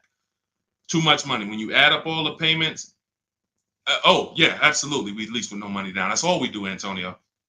When you add up all the payments, you'll see I paid $24,000 over 3 years for a vehicle that MSRP was 40. I paid like 65% of the vehicle in 3 years. You overpaid for the lease. So that's why one of the reasons Dave Ramsey doesn't understand leases, because he probably looks at commercials and says, wow, you're paying all that. You're paying more than the natural depreciation of the vehicle. Yeah, at those numbers, you are. That's why we don't judge those deals. So yeah, we're doing everything we're shopping off of is based on the 1% rule, and which is a steal. Anything under 1%, you stole the vehicle. Like great value, but you need a great lease program to get there and big discounts. So we're going to using our process, using what you'll learn in the book, using what you learned in this stream, you can get multiple offers and get big discounts. But if they don't have a lease program that has a good residual, a good money factor, rebates, then you're going to fall somewhere in between 1.2, 1.5. The closer to 1.5 after you get all your offers. You must get 5 offers. You can't walk into an 80% dealer and they give you a 1.5% lease and you're like, well, I guess this is the best. No, once we get 5 offers, we can see, okay, clearly this best offer is 1.4, but we have other higher offers, 1.6, 1.7. So when you get your offers the right way, it's going to shock you how these dealers have been ripping you off, because you're going to see these same dealers you've been buying from, their offers are going to be $100 more a month than these other offers, $200 more a month, $300 more per month. That's okay. 80%, let the 80% be who they are. Don't try to change them. Focus on the 20%. But now, if your best offers is 1.4, then that means the lease program is not that aggressive. It's decent. It's decent. Because anything under 1.5, good value. No money down. But when you're talking about 1.1, 0.88, these are vehicles that have big rebates, great residual values, lots of support from the manufacturer to move these vehicles, and you're getting a big discount from whoever the winning dealer was, the 20% dealer. That's the big difference. So that's how we judge leases. That's how we judge leases. But we shop with 12, and then let's say we drive 18,000 miles or 25,000 miles. We always shop our offers with 12, and then once we identify the winning dealer, that's who we adjust. We say, okay, can you show me what it would be for 25,000 miles per year instead of the 12? 18,000 instead of the 12. That's what Jen did. Because some people are losing pennies. They're losing pennies. They're losing dollars to try to save pennies. Jen, she drove 18,000 miles per year. She shopped a Honda CRV hybrid, very hot vehicle. This vehicle has been very hot since the pandemic. $39,000 vehicle. She shopped her best offer. She got $512 a month, no money down, which was a 1.3% lease. $39,000. So she drives 18,000 miles. She adjusted it to 18,000. The price went from $512 to $563. She can drive as much as she wants, enjoy her lease, not have to worry about foolish penalties that would have been her fault. That's what I say. If you didn't get enough lease mileage, it was your fault. To save $40, you got a lease that's going to penalize you for the mileage you drove for no reason. That just does it. These are very bad decisions when people get leases, getting less miles than they actually need. So literally, she went from 512, 18,000 miles up to 563. She's driving, and it's just, this is how you want to structure your leases so that you enjoy your leases. And we have people who lease 25,000 miles a year. There's leases that go up to 30,000 miles per year. The key is, if you're not keeping your cars 8 years, you should be leasing. It's not even a question. These pennies, people are paying cents on the dollar to drive new cars. A $500 payment on a used car, that's a $25,000 car. Can't compare that to driving $40,000 cars for the same payments and all of that. No, we just can't. All right. All right. So I think we went deep today. Shout out to everyone who checked in. If you just jumped on, you missed a good show. We got the replay on Facebook. We got the replay on YouTube. But everything we learned today is out of my new digital book. There's nothing that I freestyled except the part for Facebook Marketplace. That's the part that I did. That's my unique strategy. It's not in my book. When we're buying private cars, we put that to the side, that buying from an owner. But everything else is out of the new digital book, Cars from Home, 7 Steps to Saving Time, Money, and Avoiding Dealership. That's going to teach you how to get below market leases, below market purchases, below market used cars, every high mileage driving technique that you need to take into account. And you do it from home. The bank bidding war, making banks bid for your business, doing it the right way, all 3 rounds. All of that is done from home, 90 minutes, 2 hours. You're going to have people fighting for your business.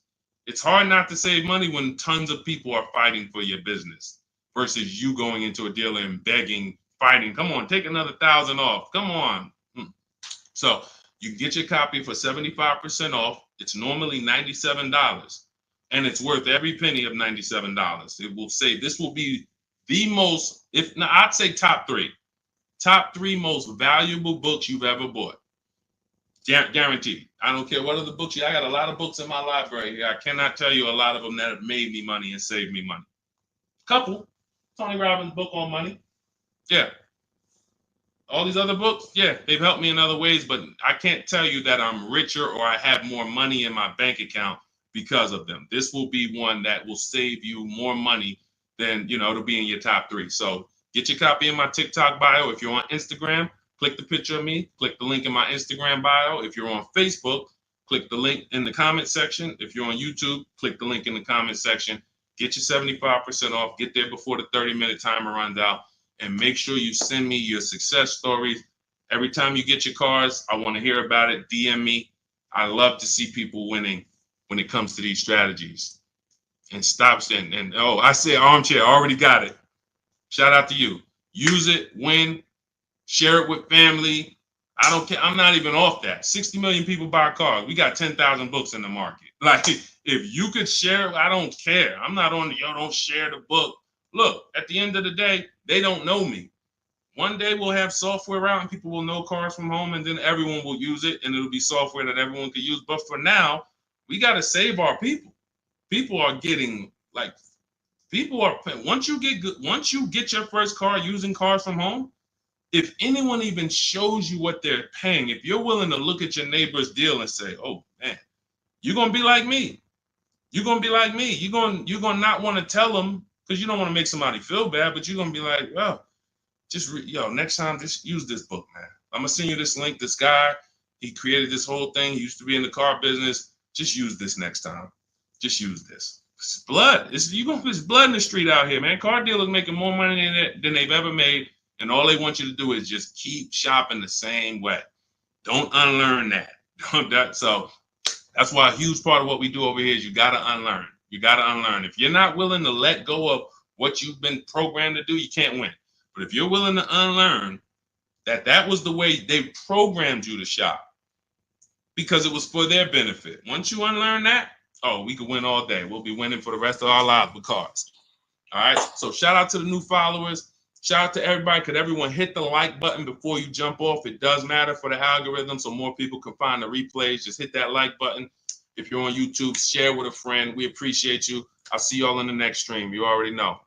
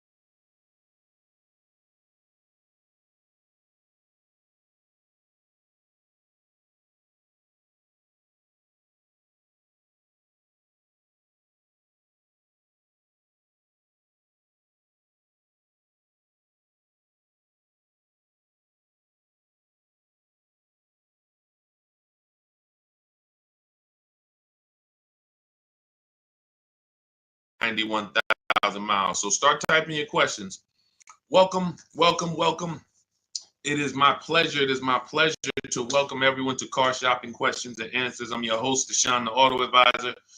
All we focus on doing here is making sure you have the online strategies necessary to get better car deals than everyone is getting out here. You may hear people saying there's no deals. There's tons of deals. When you know how to shop and know how to make deals compete like we're about to be telling you how to do it, you're going to get deals much easier than you ever got them before. And you'll be wondering wondering why you weren't shopping like this in the beginning. So we had our first question coming from TikTok. I want everybody to start typing your questions and we'll get through as many as we can. But if this is your first time on the live with me, I want you to type the number 1. Welcome to the first time people. If you've never been on a live with us before, we appreciate it. We don't waste time here. We get right to the business. Okay. So somebody asked, is it okay to buy a car with 91,000 miles? It's the 2021 Nissan Altima. First thing you want to do is find out if this vehicle is a good car, even with the mileage or without. There are vehicles out there that are bad cars, whether they've been taken care of or not. You want to go to Google and you want to type in 2021 Nissan Altima reliability. Skim the articles. Just the first page. Just take you no more than 5 minutes. 5 minutes will protect you against all types of mistakes, all types of cars breaking down. Because if the car is a bad car, it's in the DNA. It's in the DNA. There's nothing you can do. The first owners could have took care of it, maintained it, did all changes when they were supposed to. That car has a bad DNA, and this is how we find out. Go to Google, type in 2021. Always put the year. 2021 Nissan Altima longevity. After you do reliability, you do longevity. Reliability is going to tell you what they say in the first 3 years. Longevity is going to tell you what they say about the history of these cars. Now, what you may find out is 80, 90,000 miles, those cars have transmission problems. That's going to be a big deal. Doesn't matter if you see in the reports on Google, first page, these cars typically have transmission problems around 80, 90,000 miles. You're looking at one with 91,000 miles. Isn't that important? Yes or yes? Yes or yes? That's why we do these checks. So you want to make sure that. Now, after that, we narrow these things down based on title history, service records. These are the most important things you need to be looking for to make sure you're getting a quality car. We're not talking about pricing yet. Pricing means nothing if you got a bad car. You get what I'm saying? Who cares about, I got a good price on the car if the car is in the shop every 3 months? Who cares, oh, I got a great price on this car, I paid less than everybody, it was a below market price, but it's breaking down on me every 6 months. So these are the steps we take to make sure we're not getting a bad car. longevity check, initial quality check on Google, and then we're narrowing our search down. These cars better have great title histories. We don't want rebuilt titles, salvage titles, frame damage titles. Now we move into service records. That's why we only do Carfax. Carfax is the only vehicle history report right now that shows you service records. You do not want to buy a vehicle that has gaps in service. Doesn't matter what they tell you. Oh, I changed it myself. I changed the brakes and oil myself. Sorry, not good enough for me. That shouldn't be good enough for you either. Because if you can't prove that they serviced that car, not only are you taking the risk, one day you're going to turn around and sell it, unless you drive it till the wheels fall off. But even then, you might sell it for $4,000, $5,000, $6,000, whatever. You don't have service records. That hurts your resale value. Versus getting a car that was serviced, taken care of. Thank you, Joe. Now you get it, you service it, take care of it. Now 7, 8, 10 years later, you're selling it to the third or fourth owner, and they can see service records from the moment the vehicle was bought. So these are the things, and this is everything I'm teaching is inside my new digital book. Some of you have Googled it. It's called Cars from Home, 7 Steps to Saving Time, Money, and Avoiding Dealerships. It's 5-star rated all over Goodreads. Thank you to everyone who's written a review about it or rated it. So you can see it. You can get your copy of the book for 75% off. That's my welcome offer. That's my book launch offer. 75% off for 30 minutes. You go to my TikTok bio, click the picture of me, go to my Instagram bio. You'll see a website. Get your 75% off, get your book, and then come back to the show. And make sure after you get your book, you screenshot the thank you page, because it has my support team's email, because sometimes you'll type your email too fast because you're trying to catch the, trying to get the 75% off, and then we can't email you the book. Also on that thank you page is the link to open your book too. So YouTube, we have a link pinned for you in the comments, and then Facebook, we have a link for you guys to get your 75% off. So let's go. I see we got a lot more questions coming in. Go ahead, Dolan, pull the next one in. These are simple things to do. Party man, good to see you. Is it better to pay money down or trade a vehicle in on a new car? Great question. Party man asks, is it better to put money down or to trade a vehicle in for a new car? Now, there's a curse word he just used. Some of you, if you've been on the stream before, you know the curse word. What's the curse word? Let me see if anybody on here, he just used the word that we don't use. And I want you, big part of unlearning is learning to is unlearning what they've taught you to do. The car business has taught you to do. There's a word we don't use. Yes, thank you, Kenyatta. Trade. I love my people who locked in. I can tell my people who locked in. They either in the book or they on the stream. We don't use the word trade. Good to see you, Mama B. Here's why we don't trade. You don't get anything. All right, let me give an example. Let's say I want to get rid of this iPhone. Trading it, would I get more money trading it, or would I get more money listing it online to sell it? Selling it or trading it? Which would I get more money for?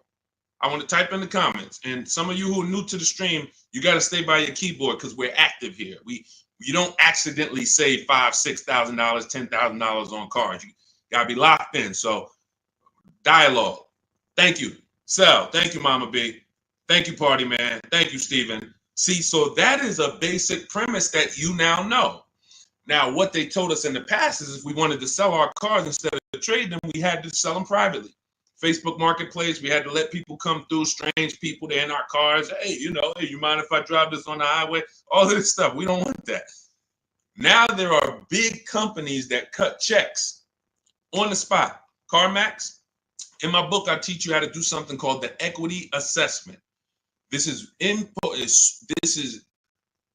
one of the most important things you have to learn about separating your transactions, which is I'm not going to buy a car from the same person who buys my car because we're bidding this out. So anyway, it's called the equity assessment. There's 6 companies that we get bids from. Takes us 20 minutes. They are CarMax, Driveway, Carvana. Open your notepad so you know this. If you're trying to keep notes, this is where you want to make sure you're jotting this stuff down. These are all thousands of dollars. somebody who was going to go trade their car into the dealership and the dealership was going to give them $13,000, you're going to do the equity assessment and you're going to get $16,000. But you got to lock in CarMax, Driveway, Kelly's Blue Book Instant Cash Offer, Carvana, and AutoNation. So Driveway, Carvana, CarMax, Kelly's Blue Book Instant Cash Offer, AutoNation, and Car Gurus. Thank you, Car Gurus. That's 6 offers. This is the only way you want to get offers on your car, because once you get those offers, these are bidders. These are people who they're fighting like tooth and nail to buy cars. That's how you separate your transaction, because when you trade, what you're doing is you're letting the dealer already has, let's say this is the car you're buying. This is the car you're buying. This is your trade-in. There's wiggle room in both of these. Car you're buying, it might have $5-6 grand of wiggle room. Car you're trying to sell or trade, maybe they offer you 12, but they know that they could really pay you 14, but they're going to start out at 12. So they got $2,000 over here, 14 over here. Not to mention that another buyer, their best offer might be, all right, we can only pay 14 for this car. Carvana might say we could pay 16 for it. So one dealer's best offer may not necessarily be CarMax's best offer or Carvana's best offer. This is why we separate these. We don't want people mixing our money. Then you have to fight and try to, am I getting the most for your trade? So here's what I tell you. And the down payment is a separate thing. Here's what everybody needs to know about down payments. I want you to understand this. The only purpose for a down payment is to lower your monthly payment. It's not to get you a deal. What's up, EJ? Good to see you. What's up, Keith Wyman? Good to see you. It's not to get you a deal. A down payment, we can't, unfortunately, most people, you guys know, I'm the bad news first person. Welcome to the first time people. You're going to understand. Deshone is the person who gives us the bad news first, because if he doesn't give us the bad news, we're going to think we're doing okay, and we're just going to mosey on and keep doing what we've been doing. I have to give you the bad news of how much money you've lost by not selling your cars to companies, by trading them. I have to give you the bad news of how much money you've lost by not understanding leasing. I have to give you the bad news of how much money you've lost by not getting banks to bid for your loan instead of just giving the dealer the loan. I got to give you the bad news first, but I don't leave you there. I give you the new strategy. I give you the new way to do it. So when it comes to down payments, you most likely go in and say, man, if I could get my car payment to where I want it at, I think I got a deal. Now, if somebody offers you a car for $30,000, but it's only worth $28,000, but you paid $30,000 for it, but you didn't have to do any money down, was that a deal? I'm going to let you buy this car for $30,000.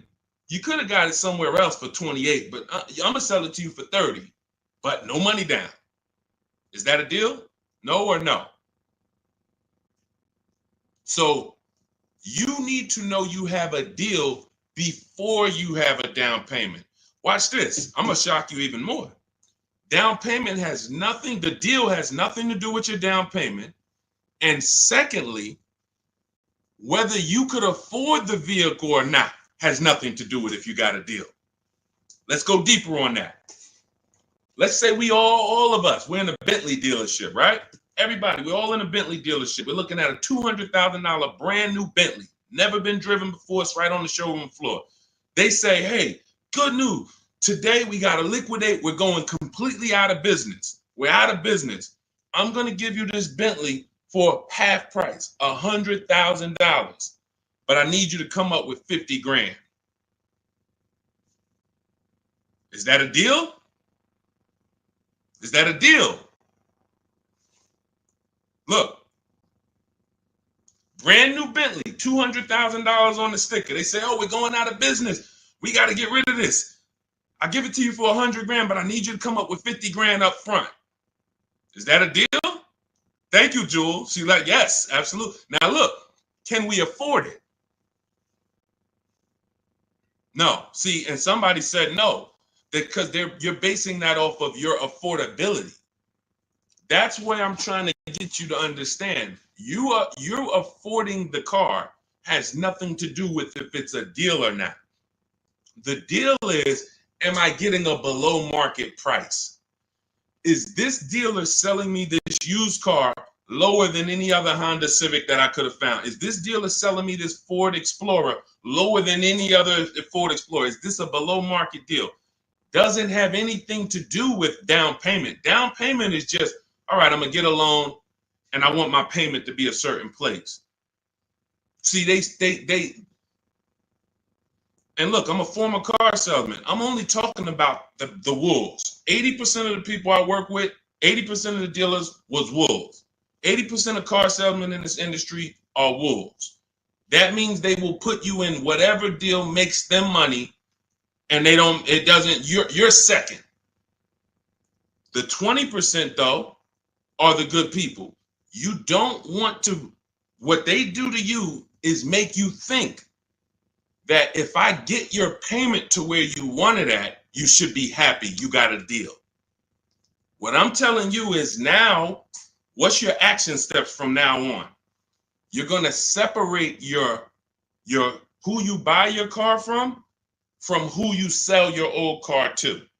And you're going to separate where you get your loan from who you buy your car from. These are three separate transactions. So what you just said, Party Man, to wrap up your question, you're asking, and you didn't realize this, you're asking about three transactions. You say, is it better to put money down or trade in a vehicle? Money down, that's between you and your bank. That's between you and who you're getting your loan from. You and the credit union who's giving you the loan. Hey, I found this car over here. They're selling me this car at a great price. I already made sure of it. I shop competitors. I use what Deshone teaches. I got 5 offers. I saw a lot of options. That car is a great price. Boom. Now, let me go get my loan. Car dealers, credit unions, banks. Hey, I want to buy this car over here. It's $29,000. Here's the sheet. Here's the buyer's order. All the details. What do you need? What's your rate? Now you can go to credit union. What's your rate? Bank of America. What's your rate? Hey, Wells Fargo. What's your rate? Navy Federal. What's your rate? Okay. Bank of America, you're the best.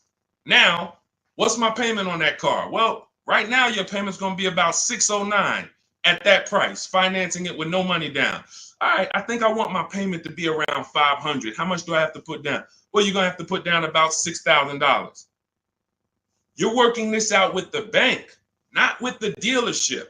If you're working out your payment with the dealership, they control your loan and the car they're selling you. Type $ if you get that. Anytime you are working out your monthly payment to purchase a new car or a used car, and the dealership is giving you your payment, you have let them they are controlling not just the car they're selling you, they're controlling your loan. We don't do that anymore. Find your car, get your loan, sell your car to CarMax, Driveway, Carvana, or one of these people. We've had hundreds of people do this. And this is how you maximize your equity. And this is how you make sure you're getting the best price. We don't mix these. Great question, David. He said, what about hard inquiries? In my book, I teach something called the bank bidding war. Now, what you've been taught, don't let a bunch of people run your credit. Do not let a bunch of car dealers run your credit. The bank bidding war, anyone who wants to verify this, you just go right to Google. Type in rate shopping, Experian. Experian's a credit bureau. They have an article, they literally have a blog post that they wrote telling you that within a certain period of time, they say 14 days to 45 days. So we do it in 2 days. When you get my book, you'll see the bank bidding war blueprint I give you, teaching you how to make banks and credit unions bid. Takes 2 days, sometimes 1 day, because we do it after we solidify our best deal on a car. Now we're getting bid. If you do it within the rate shopping window, you can have 10, 15 dealers run your credit, and it's going to affect your score like one hard inquiry. So if one hard inquiry would have dropped your score 10 points, 15 banks competing would drop your score 10 points. But what the banks want you to do is the banks want you to just hey, come get your pre-approval here. Who's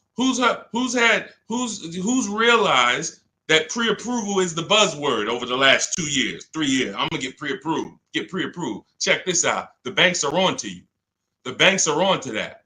So what they wanted to do to keep you from shopping their competitors, that's the whole game. If you're not seeing it already, we're 15, 20 minutes into this stream. If you can't see, the game is from dealerships and from banks to keep you from shopping their competitors. Now, what do? Get your pre-approval here. Now, they used to offer pre-approvals with a soft pull, but now they're like, you know what? Let's start locking the people in. They do a hard pull pre-approval. Now what they give you is a check to go and shop, but you have a hard pull on your credit, which means you've already started the rate shopping window, and the pre-approval has what on it? An expiration date. What happens when that pre-approval expires? This is your credit union that you thought, this is my friend. These people are trying to lock you in and trying to keep you from competing. What happens when that pre-approval that you got that says good for 30 days expires? Got to go get another one, right? So what does that mean? Another hard pull, right? Exactly. These are the issues with the way banks want you to shop. So everything we're doing is bringing competition to our car deals. Everything we do, when we're getting bids for our car, competition. I want a bunch of people competing for the car you're selling, not trading. When we're getting bids for our loan, I want a bunch of banks competing for our rates, not just one, not just the dealership. Then when we're buying a car, we're getting multiple offers. And here's the best part, not just the money. We do this from home. We do this from home. In fact, there's no way you can do this unless you're at home. You can't do what I'm talking about, going into dealerships and banks and visiting them. How long would that take? That's why my new book is called Cars from Home. It's simple. Cars from Home. That's what you want to focus on. So, a couple things we just hit on. Party man, separating our transactions. Who you sell your old car to is different than who you're going to buy your car from, is different than who you're going to get your loan from. In each one of those three transactions, we are using online, the internet, to bid them out. Bidding out who we sell our car to, bidding out who we get our loan from, bidding out who we buy our car from. That's how we get deals like this. Some of you, if you're on YouTube, you can see this. Look, Adina got a Toyota Corolla. She was shopping for a Toyota Corolla. Fast forward, she ended up getting a 2024 Hyundai Elantra, $12K, $365 a month, no money down. You won't see a Hyundai Elantra commercial for a lease that says, hey, come lease a Hyundai Elantra, 12,000 miles per year, $365 a month, drive off. You won't see that. You'll see come lease a Hyundai Elantra, $249 a month with $3,600 down plus tax and fees. You got to put around $6,000 down and you could get a $350 payment. She did it with no money down, getting bids, staying at home, using what you're going to learn in my book, using my copy and paste strategy. Now, look, you could do it on your own. You want to call around, talk to dealerships, get prices. But here's what I'm telling you. You must shop competitors. You are not going to save the big money. You're not going to get deals like this. Look at Melissa. Equity assessment.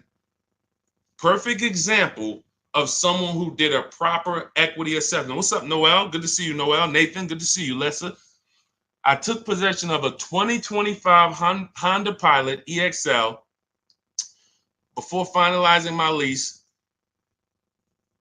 Look, my best offer was on my 2018 Sorento, gave me $12,000 in equity from Carvana. She didn't trade. Now here's what we do. Bonus, which she ended up winning. After she found the dealer who sold her the Honda at the lowest price, she asked them, "Can you match or beat the offer I got?" That we do. There's nothing wrong with asking the dealer, "Hey, the one you're gonna buy the car from, they won the bid. Hey, I'm gonna sell my old car to CarMax. Hey, they're giving me 12. If you could match it, I'll do it with you." Sometimes they're like, "Hey, you know what? Let's find a way to get that car." And then most times it's not going to work that way. They're going to be like, "Man, I can't pay you that. I can't pay you what Carvana's paying. I can't pay you what they're paying." That's fine. But she won. The dealer said, "All right, I'll match it." Gave her the $12,000 that Carvana was offering, and it was just like, this is what you do. This is how you do it. Separating your transactions, getting bids. All right, let's go. Keep typing your questions in. We'll get to as many as we can. But one thing y'all got to know about us, we don't do quick answers here. This is car buying. So I'll try to get through as many as we can. But, we got to go deep on some of these. Go ahead, Dolan. Pull the next one in. What's up, Yessie? Good to see you, Flo. What's up, Mitchell? Kenyatta, good to see you. Do previous book buyers get an update? Everybody who gets a book gets an update every time I update the book. And I've updated the book probably 5 times since I wrote it. Because we get new websites that come in. We get websites that go out of business. I update the scripts. In my book, I have copy and paste scripts. We don't talk to dealers. Who doesn't like talking to dealers? Who does not like talking to car salesmen? Let me say, I might have a bunch of people on here who love it. Deshaun, I love talking to car salesmen. It's my thing. I get a thrill out of it. I'm not. We get people. Listen, when I was in the dealership, it was people every now and then. They'd like popping in the dealership every 3 weeks. They're back. Hey, let's talk again. It's like, what? You like this? This is the people like that. All right. For those of you, Clarissa, I see you. Mrs. Dixon, I see you. Kanisha, I see you. If you don't like talking to car salesmen, type me. Let us know. Look, somebody said I hate it. Look, Valerie, hate it. These are my entire system in Cars from Home, my book, in what I'm teaching you here, does not require talking to car salesmen about numbers ever. Ever. You are either going to be emailing them or you are going to be talking to a manager. The only time we are talking to car salesmen is when we are there for our test drive. And even in my book, I teach you how to properly schedule a test drive so that you don't get the worst car salesman. Who's ever had a salesman that they talk to on the phone? "Hey, I'm coming to drive a Toyota Camry, the XLE. You got one?" "Yeah. You got the wrong dude." No professional says boss. I'm just telling you. I know this. I know this industry. If you get a dude who's like, "Yeah, boss, I got you," wrong dude. In my book, I find out, schedule it with him. And some of you know, they're laughing because you know I'm right. Very hard to get great service from a guy who calls you boss. Females like, "Yeah, man, I'm guy calling me boss. I'm a woman." It doesn't matter. You don't call anyone boss. My name is this. So anyway, when you schedule your test drive with someone who's reliable and dependable, you get there, car's ready. What do you mean? We don't talk numbers there? Never. I'm shopping. In my book, you learn something called shopping, not buying. We don't mix those. You've been taught. See, you go out, "Hey, I'm shopping," deciding what you want. I'm looking at options. I'm test driving. I'm exploring. This is what shopping is. Decide, I want to look at the colors. Okay, all right, I'm going to drive the Chevy. Then I'm going to go over shoot to Honda. All right, I'm going to see which one I like better. Since I'm about to make a decision, some of you more. Hey, I'm going to take the time and look at the product, considering that all of these companies are trying to sell me a car. Let me at least go explore it. That's shopping. Buying is different. Buying is I've decided what I want. Now let me get offers. Now let me get my best price. The process for us for buying is 90 minutes. Online, used cars, everything we teach you in Cars from Home, everything you're going to learn in any of my videos is about a 90-minute process. We are not doing the things that take time. We're not in dealers. You never saw me make a video and say, well, after you've been at the dealership for your 6 hours, this is what you do. You get up and walk away and tell them, hey, you guys are wasting my time. Get up and walk. And you will never hear me say that because I don't do that. All of my cars, I've had 6 leases, probably 4 cars I bought in my adult life. The last 4 of them have been from my house. Because that's where your leverage is. Your control, your ability to make dealers bid is all from your home. That's where the control is. The minute you step into a dealer and you start talking numbers, you could be talking to an 80% dealer. Doesn't matter how much you negotiate, they're not going below a certain price. That's why everything we teach is the Cars from Home mindset. And the way you're going to win, you got to unlearn the old way. That's why I represent this brand. First thing you got to do if you're going to win with me is you got to unlearn. You got to unlearn. Everything they taught you about car buying, leave that at the door. Trust us, and you'll get the results. Go ahead, Dolan. But yeah, everyone who gets the book gets free updates. Anything new that happens, I just update it. As soon as you open a new file, you'll see, oh, this is a new book. Oh, this website's going. Oh, this website's added. Okay, first-time viewer, welcome. Good to see you. Is leasing a car a bad idea? Pros and cons. Oh, great question. Who's interested in finally, once and for all, knowing when you should lease and when you should buy? Type me. This is a great question. He said, first-time viewer, is leasing a car a bad idea? Pros or cons? Who's heard? Okay, I see a lot of you. Who's heard leasing? First of all, everybody, because this is about to get very deep. Can y'all keep tapping the screen on TikTok? Keep running the likes up. This is a big deal. Most of you have been taught, because I know I was in the dealership 14 years. I know you were taught never lease cars. In fact, you got big influencers that got big voices that say never lease a car. Everybody on Instagram, everybody on Facebook who shares, could you hit that paper plane or hit that arrow and share this with your friend? Because your friend is about to actually go and make a bad decision. You don't even know. God, I didn't even know you was buying a car. Well, listen, did you follow this guy, Deshone? He talks all of this stuff. Well, you didn't share him with me. I didn't know about him. Now look, this is what I'm paying. So share this with your best friend. Hit the share button because we're gonna go deep on this. So this is step 1. Step 1 in the car buying process is deciding whether you're gonna lease or buy. I see y'all running the likes up. Shout out to everybody tapping the screen. Appreciate you. Step 1, before you think about trading your car, selling your car, before you think about what car you're going to buy, before you go test drive, step 1 is, am I going to lease this car or buy this car? Why is this so important? All right, let me use something better than this. Oh, we can use this. Now, what you're looking at is what I want you to picture every time you think about buying a car. This is the unseen expense. It's called depreciation.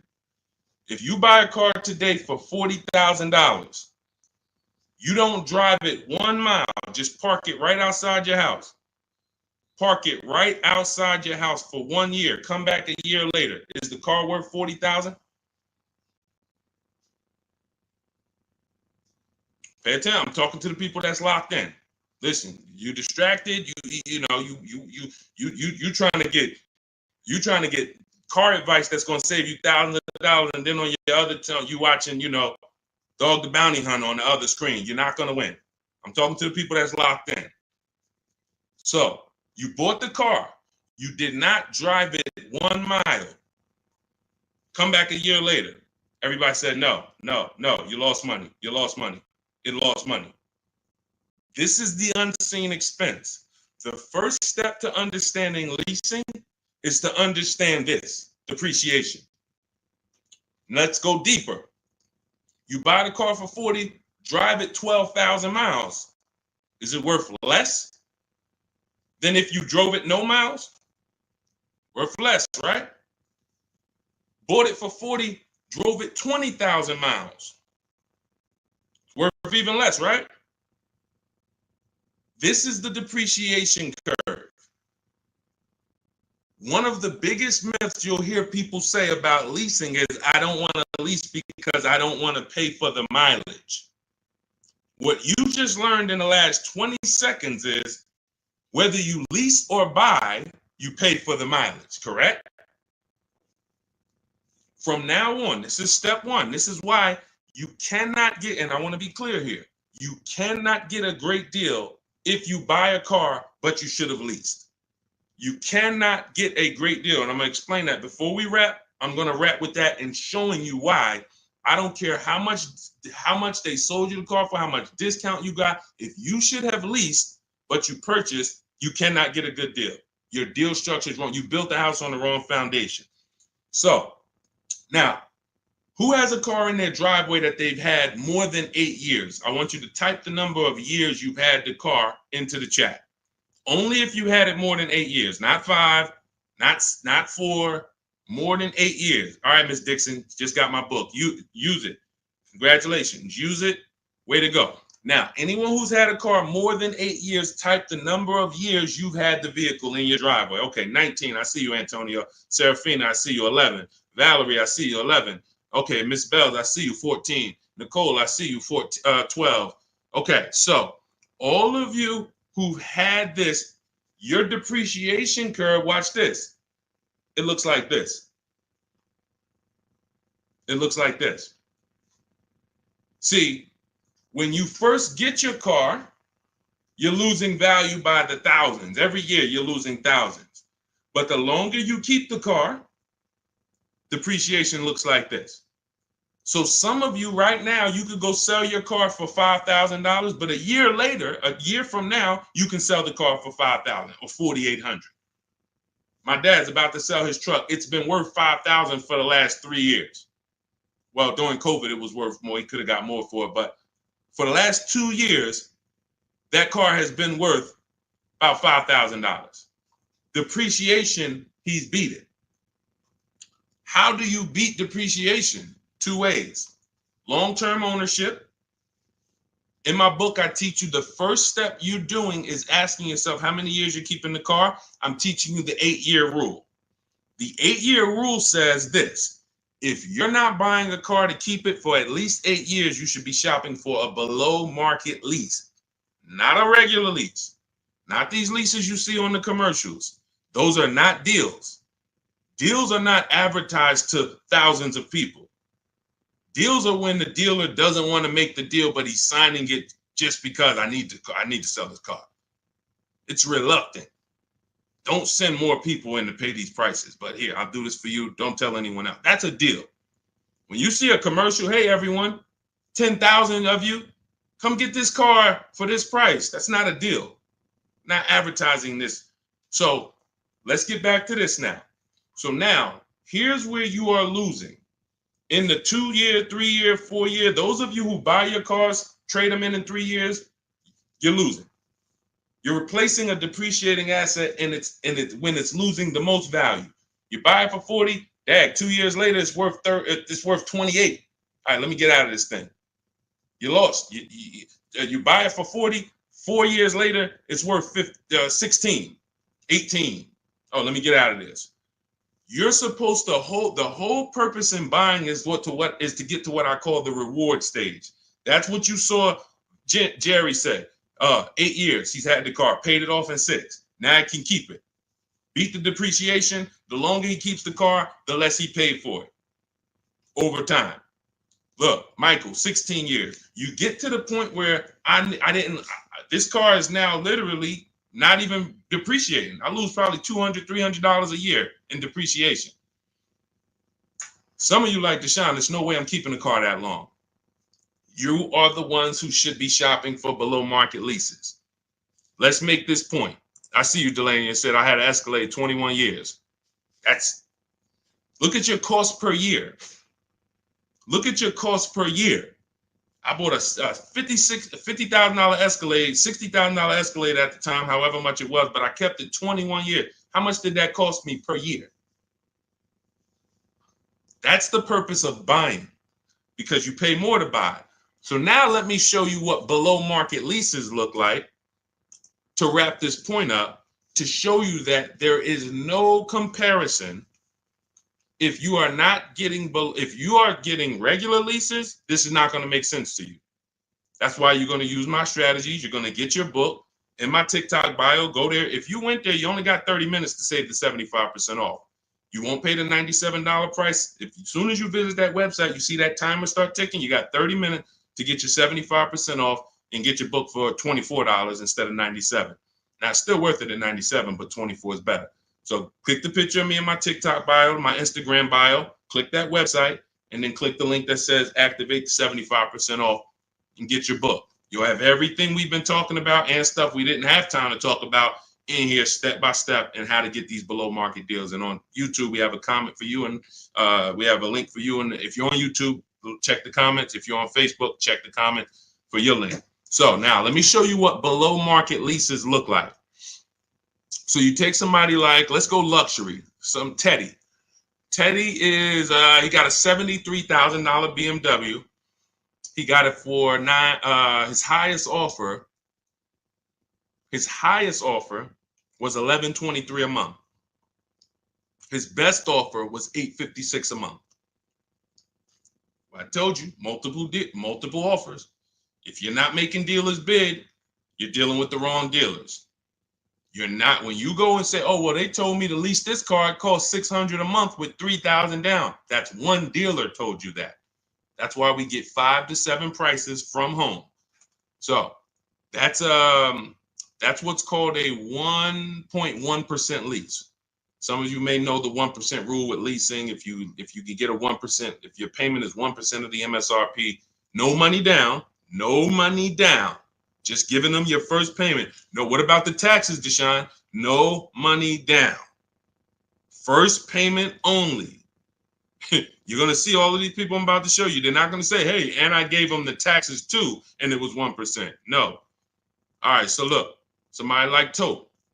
Tope had a 1.2% lease, $690 a month on a $54,000 vehicle.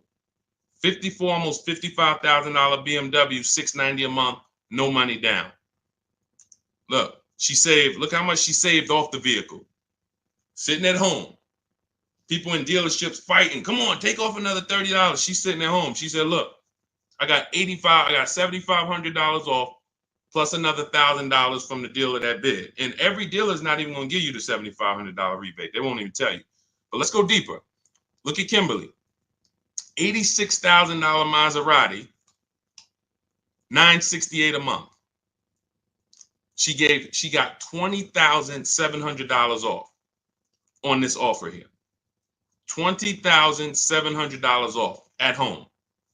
Look, you're not going to see the Maserati advertise, hey, come drive this new Maserati, $968 a month, $86,000 vehicle, no money down.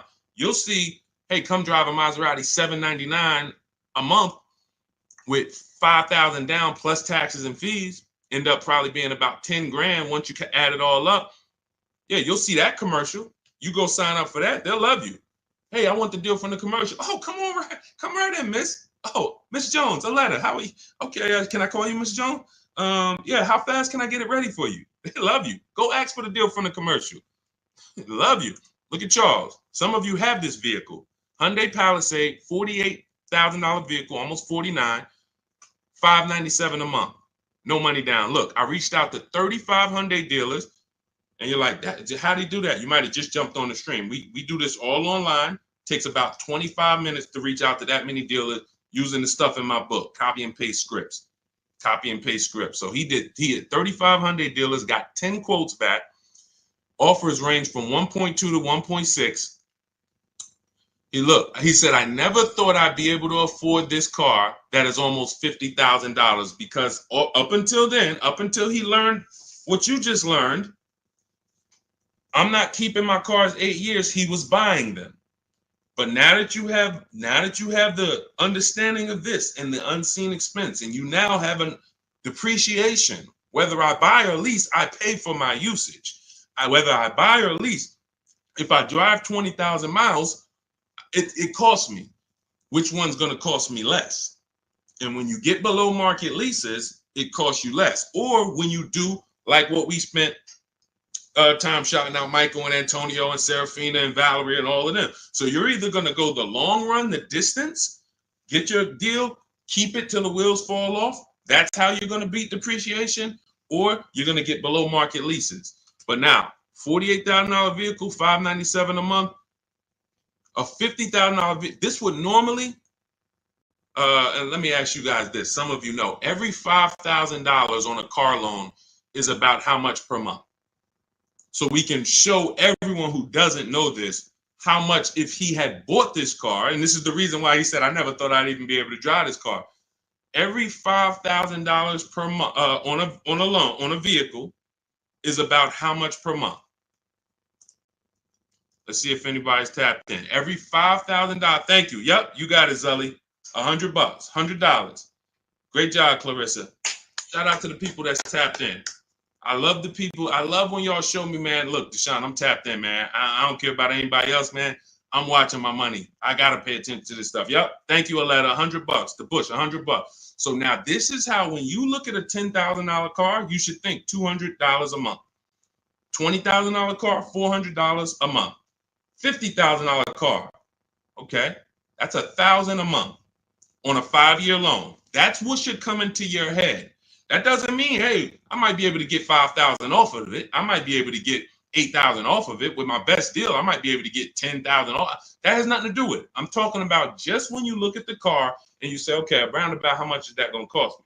50,000. That's about $1,000 a month. 5-year loan. 6-year loan, yeah, all right, it'll be a little less, but we don't go longer than 6. And when you go in, and some of you, you've done this, you go in and you look at that $50,000 car and you say, man, give me the 600. Can you give me the 600 a month? Yo, okay. And next thing you know, you're in a 9-year loan and you don't know how you ended up in a 9-year loans because you went in saying, hey, get me the 600 a month, not knowing that car is $1,000 a month. So this is why we have. So going back to Charles' Palisade deal, that Palisade with no money down would have cost him $1,000 a month, 5-year loan. If he stretched it out to a 6-year loan, maybe it cost him $920. He's paying $597. What's better coming out of your bank account every month, $597 or $900? Imagine pulling up to someone, you're Charles, right? You pull up in your brand new Hyundai Palisade. They pull up right next to you in the same Palisade. Both of you did 2 no money down deals, and you look at each other and say, oh, man, we got the same truck. Yeah, man, I just got mine. Oh, man, how much you paying? Yeah, man, I know this expensive. You know it. You know this expensive, man. Yeah, I'm right about, I'm close to $1,000 on it. But I no money down, though. No money down. How much you paying? Oh, no, I'm paying $597 for this. Oh, you had to put a lot of money down. No, I didn't put no money down. Wait, how you get that? Oh, I leased this. I drive it for 3 years. Give them it back. Go get something else. Oh, see, but see, you know, after 6 years, I'm gonna own this. And man, I gotta laugh because this is I gotta laugh to not cry about this. This is what people do. This is what I'm trying to get people to understand about leasing. All these people that told y'all don't lease, they cost y'all money. They got y'all driving these older cars or these cars that are super expensive because you just thought, man, I had to buy the whole car. You done put 10 grand down, 15 grand down, and you're like, man, all right. And here's the thing. It wouldn't be bad if you were keeping the car 8 years.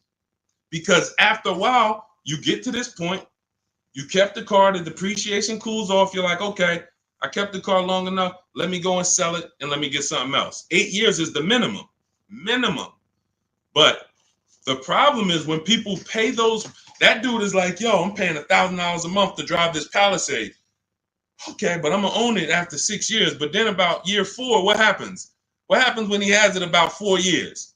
About 4 years. Look, the warranty done expired. Now something done went off on the thing. This is not people who are what we call keepers. These aren't people like Valerie and like the people we shouted out.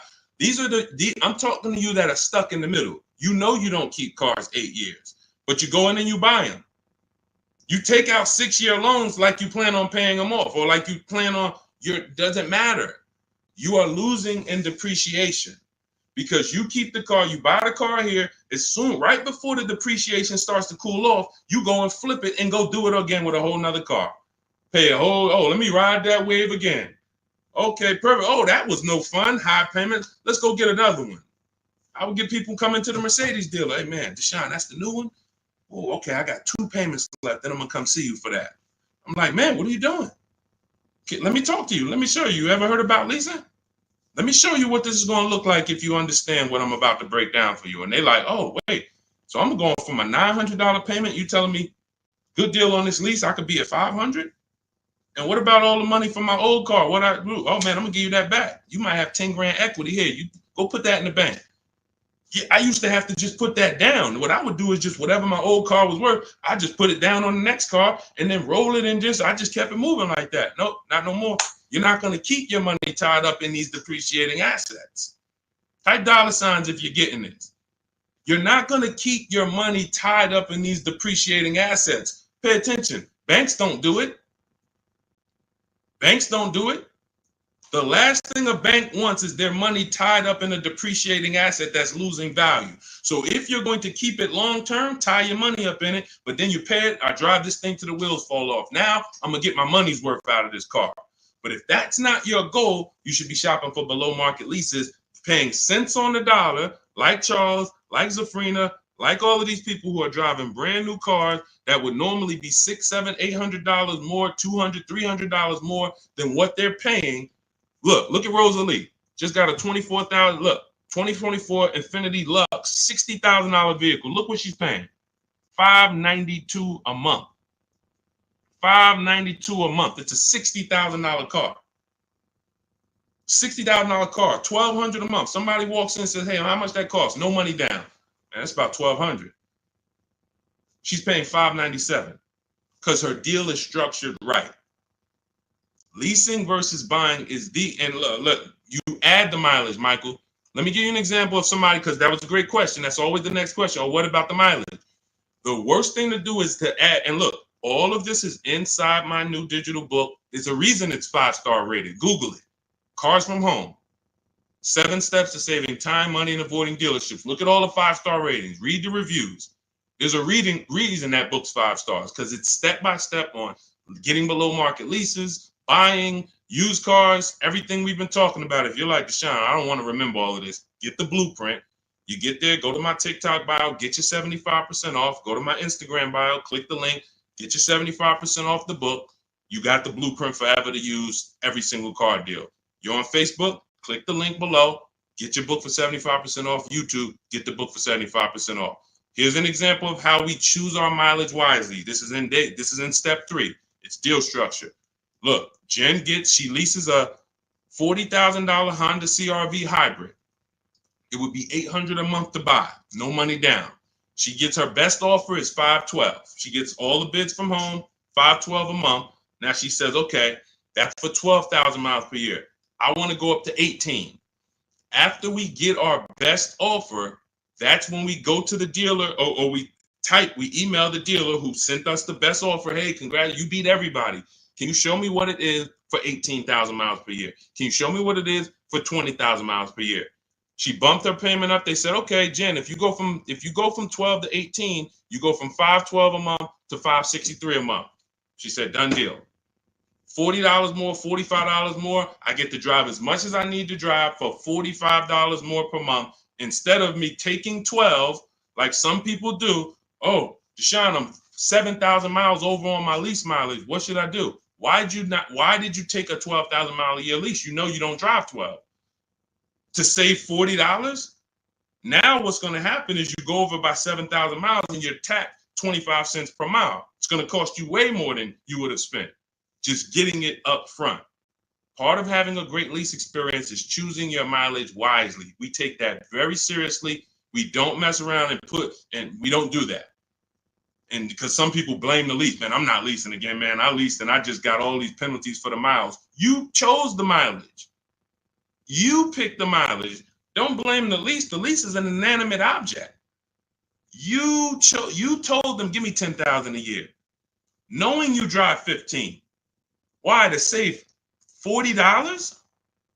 Now you got a bad lease experience. You could have had a brand new car, great experience, always under warranty.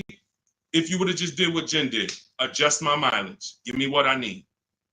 So this is how you do it. There's no way you can get a great deal if you purchase, but you should have leased. It's no way. The numbers are so far apart. It's no way. We just broke down. Somebody pulls up in a $1,000 payment compared to somebody with a below market lease. It's a $550 payment. We are so far apart. It's going to take you years to catch up to me because I'm saving $400 a month less than you. That means next month I'm up $800 on you. 3 months I'm up $1,200 on you. If my payment for the same car is $400 a month less than you because you decided to buy and I'm leasing and we're driving the same car, $400 times 12 times 4, $4,800 a year is in my bank account and it's in your car. And we have the same car. Deal structure. So we already hit on, if you just jumped on, we are very big on helping you get to where you need to be. You're either going to be a long-term person. We shouted out all the long-term people. Thank you to everyone who participated. Y'all helped us prove the point. And you can mix it up. One car you might buy, hey, my wife loves keeping cars. We're going to buy her car, keep it for 9, 10, 12 years. But hey, my husband, he doesn't really keep cars more than 6 years. We're going to lease his. You can mix it up. But you need to know when to pull these things out your tool belt. It's beautiful. And we don't buy leases at the end. Muzz, we don't buy leases at the end because all you're doing when you're buying a lease is buying a used car. That's it. So when you're buying your lease, you're buying a used car. You're making a decision. I'm going to buy a used car. The only difference is it's my car. That's it. There's no difference. You can overspend for your lease. There's tons of people who buy their own leases. They never even check the market to see that the price they're buying that lease for is not worth it. The $19,000 they're buying that lease for, the $24,000, whatever, they didn't even do a market analysis to see, wait, this is not even a good price to buy this car at. But what you're doing when you're buying your lease is saying, I'm going to buy a used car. Instead of leasing and driving new cars, I'm going to buy a used car. And if you're going to keep it another 8 years, God bless you. Do it. If you're not keeping it another 8 years, you are throwing money out the window because you're going to lose on depreciation. And let me end with this is big. The only people I know that will come into the Mercedes dealer and I look at them and they'd be like, okay, I want to switch this car out. And I look at it and I can see it's not too old. Say, all right, what year is that? Okay, so it's about 5 years old. Yeah, okay. How long have you had it? So I had it since it was new. Now, if somebody said to you, everybody, I want you to answer this. If you saw somebody come in and they had a car, was about 5 years old, and they said they've had it since it was brand new, would you think that car is almost paid off or paid off? Somebody comes in, you see they got a 5-year-old car. You ask them how long they had it. They say, since it was new. Okay, you've had it 5 years. Shouldn't that car either be paid off or almost paid off? Thank you, Antonio. Yep, thank you. Now check this out. These are the only people this happens to. So I could already tell when a person will walk into the dealership, they don't understand leasing because you're already in here replacing a car that you've only had for 5 years. I'm going to show you how, had you leased that car, you'd have thousands more in your bank account right now. And that's what I'm going to transition. That's what Melissa did. When you saw her say, hey, I leased and then I sold my Kia Sportage, she learned the 8-year rule. Step 1 in my book. I don't keep cars 8 years. I'm going to lease. She sold her old car, did the equity assessment, made $12,000, put it in her bank account, leased her new car, no money out of pocket. This is the same thing I'm about to tell this person. But I need to find out how much they owe on that car. Again, we all agreed the car should almost be paid off or paid off. So once we get to the nitty gritty and we're talking numbers, I'm like, okay, so you know how much you owe on this? First bad sign. Nah, I haven't checked. Okay, that's a problem. But it also could be a good problem. It could be, hey, I haven't checked. I've just been paying it, man. I might owe like another $5,000. Okay, no problem. We'll call the bank. We'll see. I have the used car manager look at the car. I'm like, okay, I'm going to tell this person about leasing because they obviously, I asked them, they're not going to keep the next car more than 8 years. They're going to do the same thing. Perfect. We ought to plan, make the customer happy. They're going to love it. They're going to love the low payment. They're going to get the car they want, hundreds less than they thought. This is going to be great. Big check coming back to them. Beautiful. Used car manager says, all right, that car is probably worth about 18. Perfect. I go back to the customer. He doesn't know what he are. Calls the bank. Hey, yeah, I'm calling for Mr. Johnson here. I need the payoff on his 2019 whatever. Okay, yes, the payoff is $19,100. $19,000? What do you mean?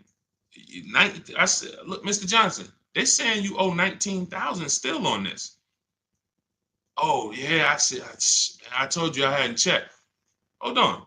Didn't you tell me you bought this? You bought this new? You had it since it was new? You've had it 5 years? Yeah. Oh, but you know what? I had leased it for 3 years and then I bought it at the end of the lease.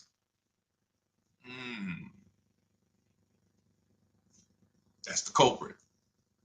Because you leased the car for 3 years and then to get a payment similar, you usually have to take a 5 or 6 year loan. Most people, when they buy their lease out, they take a 6 year loan because they like the payment. You leased it for 3, bought it for 6. What's 6 plus 3, y'all? This is why, Muzz, I want you to remember this story for the rest of your life. When somebody says to you, or when you think about buying your lease out, remember this story. 9 years. Nobody who's smart, nobody on here. We might have some young adults on here. We might have some seniors on here. Nobody is signing up for a 9-year loan on a car. Not knowing it. No one. Every time you lease and then buy it out, that's what most people are doing. 9 years of payments on the same car. So you literally could have the car for 5 years. We call the bank to see how much you owe. You still have 4 years of payments left on the same exact car.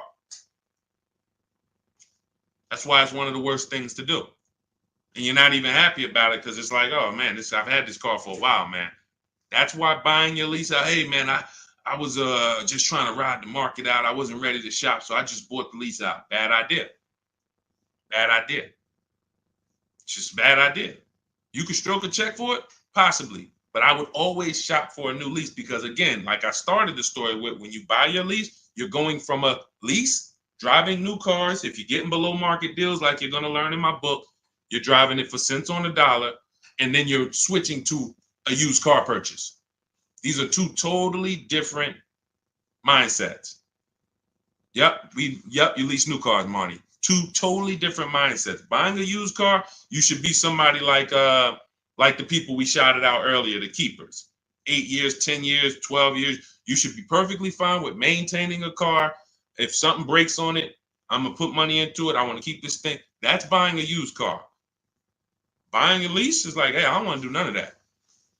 That's buying that. I mean, leasing, I don't want to do any of that. I want to drive new cars, always under warranty.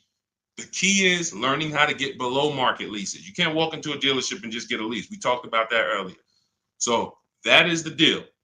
Leasing is for people who do not keep their cars more than 8 years. Buying is for people who keep their cars more than 8 years. It's no in between. The people in between, you lose everything. You buy your cars, take out 6-year loans, trade them in, losing. Never forget this again. Buy your cars, 5 years, trade them in, you're on a roller coaster to hell. Depreciation, killing you. You're never happy with what your car is worth. Man, I put all this money in, that's all y'all giving me? Depreciation. You buy your leases out. You're stuck in the middle. So get to one side or the other. And you must do this first, because as I said, if you buy but you should have leased, you lost. That's why in step 1 of my book, there's 7 steps. Step 7 is delivery. So some of you who have my book, you should not be at step 7, and I'm about to congratulate you, and you have not done the steps to get to delivery. That book is meant to walk you from home to your delivery of your below market deal. Step 1 is the most important question. How many years are you keeping the next car? What we're saying, AKA, how are we going to beat depreciation? If you said, Deshone, 10 years. All right, we're going to beat depreciation with long-term ownership. Deshone, 3 years. All right, we're going to beat depreciation with a short-term, with a below market lease. The depreciation question is the first question because we're buying a depreciating asset. There's nothing more important than that. Deal on the right foundation. Some of you who are about to start leasing was like, Deshone, man, I was taught for years, never leased. 20, 30 years, never leased. You're going to make some of your best deals and be your most happy because you should have been leasing 15 years ago, but you listened to bad advice that they never broke down numbers. They never talked about depreciation. They never showed you anything. And they just said, never lease. It's like renting. And you believed it. So it's partially your fault. You believed it. You didn't verify. But there was no one to break down the numbers. I love math, and I've done thousands of transactions. I love breaking down the numbers to show you. All of you who are on here can see. You saw all of those below market lease deals. Buying those cars are nowhere close. Even if you bought a pre-owned version, nowhere close to what these people are paying. So that is the key. All right. All of this is in my blueprint. All of this is in my new book. Some of you like, you're like, I don't want to remember all this. It's no way you're going to remember. I'm going to remember all of this, Deshone. Everything is in my new book, step by step. It's a digital book. You can get your copy for 75% off. It's part of our welcome offer. In my TikTok bio, click that picture of me. You'll see a website, and you click the button that says get your book for 75% off. If you're on Instagram, click the picture of me, click the website, and then get your book for 75% off. If you're on YouTube, look in the comments. I have a 75% off link for you there. If you're on Facebook, look in the comments. I have a 75% off link for you. That link is only good for 30 minutes. So if you went there 45 minutes ago when we started, an hour ago when we started the stream, you missed it. So $97. And if I'm you, even if I missed it, I'm getting the book, because we only went over probably 40%, 30% of what we're talking about in there. Squeaky Clean, good to see you. I purchased the book. Listen, use it. Congratulations. Send me your stories. Send me your emails. I want you guys DMing me. I want you DMing me, Deshone. Check this deal out. I want you seeing, look, if those of you on Instagram and YouTube, you can see this. I want you sending me not just your cars, your numbers. Look, everybody who taps in, look, American Senior Benefits. I wanted to share my experience. Purchased my car 2 days after using the system. Now, those of you who want to shop with me, I do shop with people all around the country. It's an advanced thing. That's in my bio too. So I don't care how you get it. Some of you are like, Deshone, give me the blueprint. I can follow it. Everything's in there step by step. Some of you like, hey, Deshone, can we do this together? Perfect. You'll see both buttons in my bio. Doesn't matter how you want it. But he says, look, the first day I sent out the template, what I received about 7 offers. Day 2, I emailed for my numbers, took the best offer, put them into the calculator. I have a calculator I invented that you get access to in the book. All of you get access to all. I probably have 5 calculators in the book that I've invented. You'll never find them anywhere else. Can't Google them. These are calculators that I literally wrote the code for that we use. One of them is the counter offer calculator. And he said, look, I sent the email counter. The dealer MSRP was $36,365 on a 2025 Kia Sportage X line. Oh man, I gotta go back and get his numbers. I didn't open it up on his Facebook post. I was supposed to hit see more, and I didn't hit it up. All right, so I gotta go. But you can tell he was excited to tell a story, and it's like, dang, I gotta go back and pull him in. But this is what I want. I want you guys emailing me the numbers. Proud of your numbers. Deshone, look at this. Last thing people want to talk to me about is their numbers. They'll post all day long. Oh, your girl upgraded. I had to treat myself. You know, your boy Fresh had to step out with the 2025. You never hear him talk about numbers. You'll never hear us. You'll never say, oh, y'all won't believe the price I got for this. You'll never hear that because they're ashamed of it. They're embarrassed by it. If they ran into me and I said, hey, yo, you got your contract on you? You got your purchase order? Oh, yeah, let me look at this. They'd be like, man, they'd be over there sweating like, all right, Deshone, don't tell. I know I did bad. I've had people say that to me. You know, man, I know I did bad. I'm like, listen, man, don't beat yourself up. I just want to see you do better. I want you knowing, why would you go work hard and then go get this beautiful vehicle and not have the confidence to know you paid less, the lowest price you could have? You shouldn't be ashamed. This is a treat to yourself. But because you didn't know how to shop, you're ashamed. Or we're not doing that no more. You're gonna know how to shop. You're gonna be emailing me, Dad, Deshone, I got 6 offers. Deshone, I looked at all these pre-owned cars. The dealer that had the best one, I saw all the service records. I saw the true value discount. I got the price of it when I was new. It was no bogus. It was an hour and a half away. I had to drive an hour and a half away to get it. But look at what I got. And then I let the banks bid. And then, you know, my credit union, you're gonna be like, numbers. You're not gonna be thinking about cars. You're gonna be just as excited about the deal you got as the car you got. That's where you're going. So shout out to everybody. Valerie, the link is in my TikTok bio. You got to click the picture of me, and then you'll see a web link right there. Click that link, and then you'll see a button that says 75% off new book, 30 minutes. Okay, same thing with Instagram. The link is in my bio. Instagram, TikTok, the link's in my bio. On Facebook and YouTube, the link is in the comments. So grab your copy, get there before the 30 minutes runs out, so you can get it for $24 instead of $97. All right. God bless y'all. I will see y'all soon. All of that is answered in the book, Squeaky Clean. Don't worry about that. We protect credit. And you might have missed the segment where we were talking about the bank bidding war. All of this we do. You don't give. See, part of what we didn't even get to. Part of what you need to learn is you don't give dealers quotes. You don't give dealers credit to get quotes. We couldn't even go into that. Credit is not in my templates. We never give dealers our credit to get quotes. That's what the 80% will tell you, though. Hey, Jim, we can't give you credit. Hey, yeah, just fill out this credit app so I can give you a quote. They lock you in. We don't do that. All of that is explained in the book. All right. God bless you. I will see y'all in the next stream. Everyone who got your book, send me your success stories. Go out and be empowered. Go out and win in this world, and make sure you send me your results. All right. God bless you.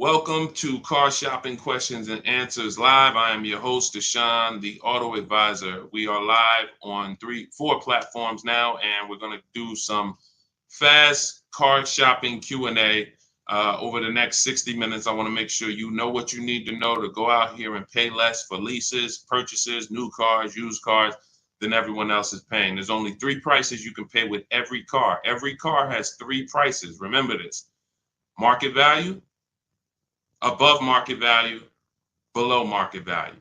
Every car has 3 prices. Above market value is reserved for people who can't negotiate at all. Market value is reserved for the negotiators. And then below market value is reserved for the people who put dealers against each other and create competition so that they can see the entire market. Below market deals do not come from negotiators. You cannot get a below market deal negotiating. So, and you can't know you got a below market deal negotiating. You must get dealers against each other. And that's what we do here. That's what Cars from Home is about. So start typing your questions. Who's car shopping now, or you will be over the next 12 months? Type me in the comments. Let me know if you are car shopping right now, or you will be over the next 6 months. Type me in the comments. I want you guys typing your questions, and we'll bring the first question into the show in about 10 seconds. All right. Shout out to the people who are, if you're car shopping now, let me know. All right, Dolan, I see we got our first couple questions. Let's get the show on the road. You guys can keep typing, and then we'll, as we get more questions, we'll keep it going. What do you think of drive time? Do you think it's a good option? Well, drive time, any website that does not put dealers against each other is not a good website. Most people are going to try to sell you on variety, and variety makes you think you're getting a better price. Give you an example. Carvana says we have 50,000 cars for you to choose from. That's variety. It's no different than if you walk into the Lay's potato chip factory and you're looking at 100 different flavors you never saw before. They're all Lay's, and you're like, wow, y'all got sour cream and onion, but y'all got baked potato, all of this stuff. It's variety. But if they said to you every single bag is $7.99, you don't have any competition. So you can't compare anything. You can't even compare them to what they would sell it for in the store, because you're in the factory where all of the variety is. That's how most of these websites operate. It's strictly variety, but variety doesn't drive down prices. Competition does. So you want every car you're buying, leasing, you want to look at 100. You want to know within 100 miles of me who has a car like this and who's willing to sell it to me for. What are they willing to sell it to me for? Because this is not the Apple store. My biggest thing I want to get across to you guys concerning this pricing is cars are not like the Apple store. You go into the Apple store in California, the iPhone 15 or 18 or whatever they come out with is going to be the same price as the Apple store in Florida, same price in New Jersey. It's not like that in car dealerships. Every dealer is selling their vehicles for a different price. Every dealer's best price is different. So if you're going to find the below market best prices, you need to be on websites and you need to be using tools that allow you to get multiple offers from multiple different dealers. And there's no websites that do that, so to speak, but our system in Cars from Home is what we use to do it. We're going to get multiple offers, look at all the used cars within 100 miles, screen them down, see which one is the below market lease, the below market deal. And we're going to do the same thing for purchases. We're going to reach out to 25 dealers online. Using my email scripts, we get 5 quotes. So then we pick the best one. Now, you can feel free to do that manually. If you want to actually manually try to call dealers and get multiple quotes, you can. But I recommend you don't talk to dealers. And that's why I created a system where you're just emailing. But even if you called around, if you're looking for a Honda Pilot and you got 5 different managers to give you 5 different offers, you're going to see they're going to be totally different. This one's going to be $29,000. This one's $31,000. This one's $38,000. This one's $32,000. They're going to be totally different because every dealer has a different price, and 80% of dealers are overpriced. So you're going to be shocked at how overpriced some of these dealers are once you start to get multiple offers. But yeah, when it comes to websites, Christian, if they're not putting dealers against each other for us, if they're not allowing us to see where dealers rank against each other, it's trash. Even on used car marketplaces. Used car marketplaces need to be telling you what discount you're getting from the original price, which they're never going to do. They're used cars. If you've bought a used car in your life, I want you to type the letter U in the comments. If you've ever bought a used car, I'm going to tell you something right now that is that you're going to be like, wow, you're right. That's common sense. But no, none of us have ever done it. No one's ever done it. That's why I added it to my system. When you look at used cars on the marketplace, on the website, cars.com, Auto Trader, you're looking at them using algorithms to tell you if this is a good deal or a bad deal. They're looking at what all the cars are listed at, and they're saying this one's listed higher, this one's listed lower, this is a good deal, this is a fair price. That's trash, because what they should be telling you is what is the discount you're getting from the original price of that car. The original price of that car. That's all that matters. If that car was originally 50,000 and now they're asking 25,000, that's a 50% discount from the new price. That's all. Listen, during the pandemic, we had people going out, and some, you might have done it, and literally buying used cars for the same price as new cars and not really asking questions. And they didn't even really bother to see that the same price they're paying for the 3-year-old used car is the same price it was new. There's no discount. And that's what I call the true value discount. So they're never going to see that. What you would see if they did this, this is how it would look. This vehicle has a 1% discount from the new car price. This car has a 6% discount from the new car price. And you're going to be like, why the heck would I buy that? It's really no discount. You charge me the same price as what it was new.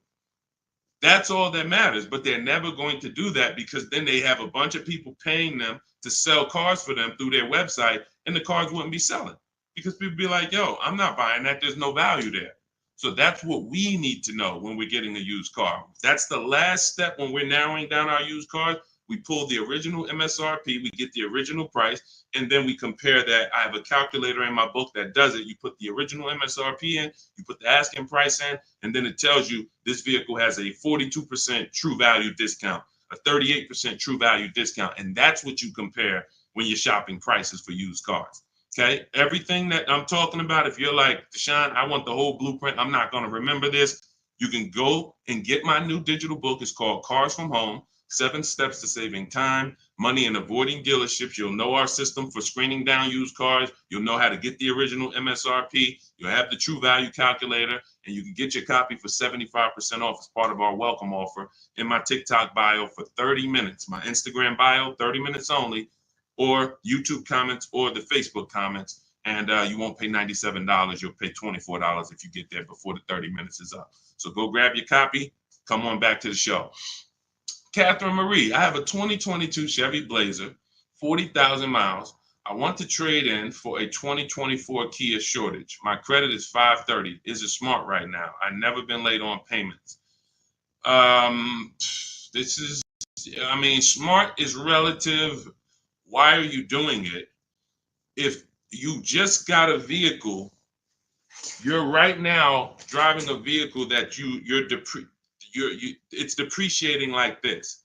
Whenever we get into so she used a curse word too. A lot of you know, if some of you may know, if you've been on a stream with me before, what's the word she used that we don't use here? Some of you may know. I'm not, Catherine, you're new to the stream, so you don't know, but you're about to find out that there's a word. Let me see if anybody gets it. I'll tell you in 3 seconds. Okay. Trade. All right, trade. Trade. Why don't we use the word trade? Because you don't get anything, you don't get the value, the maximum value for anything trading it. So if I wanted to get rid of this phone, it's an iPhone 14, would I make the most money trading it, or would I make the most money selling it online on the open market? Would I get the most money trade or sell? Type into the comments. Y'all know, listen, I need you to lock in. Let's go. You know, the people who win with us are the people who are locked in. The whole world wants to distract you and have you focused on all of these things.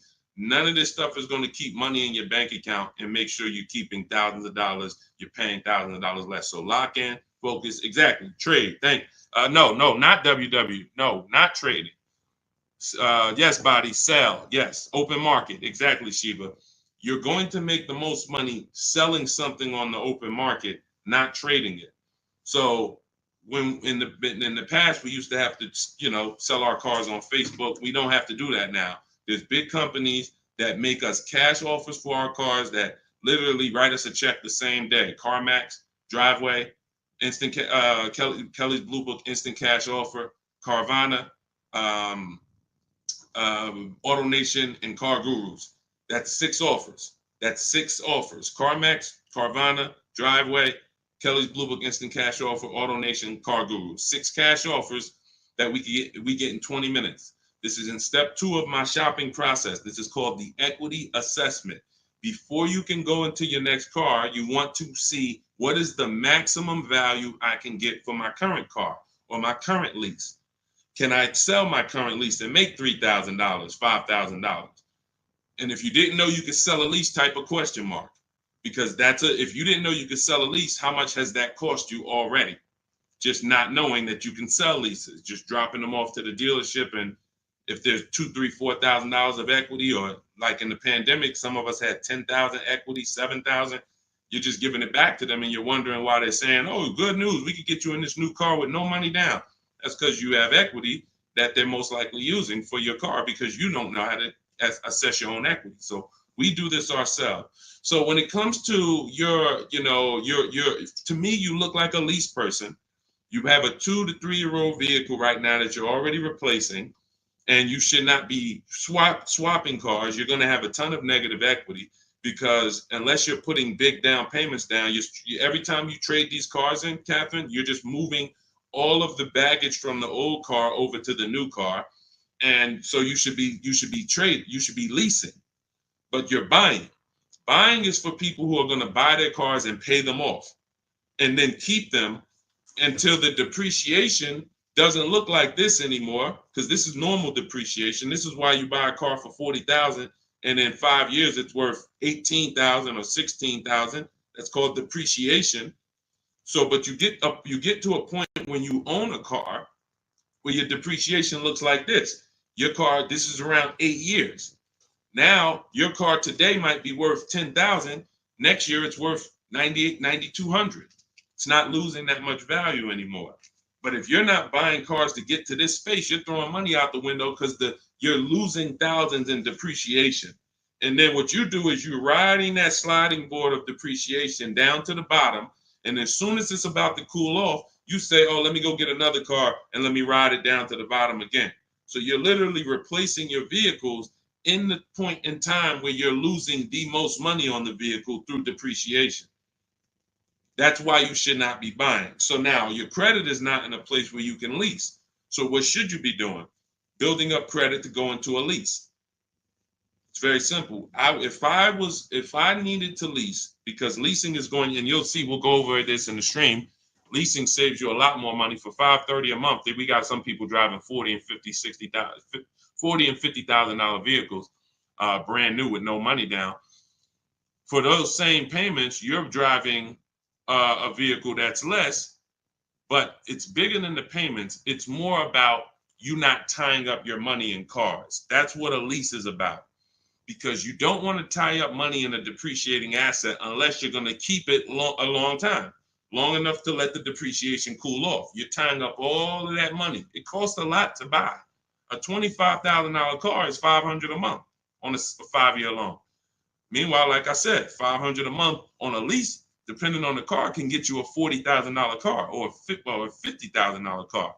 You don't believe what I'm saying? Look at Zafrina. Zafrina's paying $579 a month. She's driving a $65,000 car, $65,000 Jeep Grand Cherokee. Look, this is $512 a month, a $40,000 Honda CRV. This was Jen's best bid. Now, these are not regular leases. These are what are called below market leases. So these don't, I know what you're thinking, Deshone. I saw the commercials. They all say you got to put money down when you lease. All of that is a commercial. Those are not deals. So the point is, what you got to understand, Catherine, is your first thing is to see is to determine why you're buying.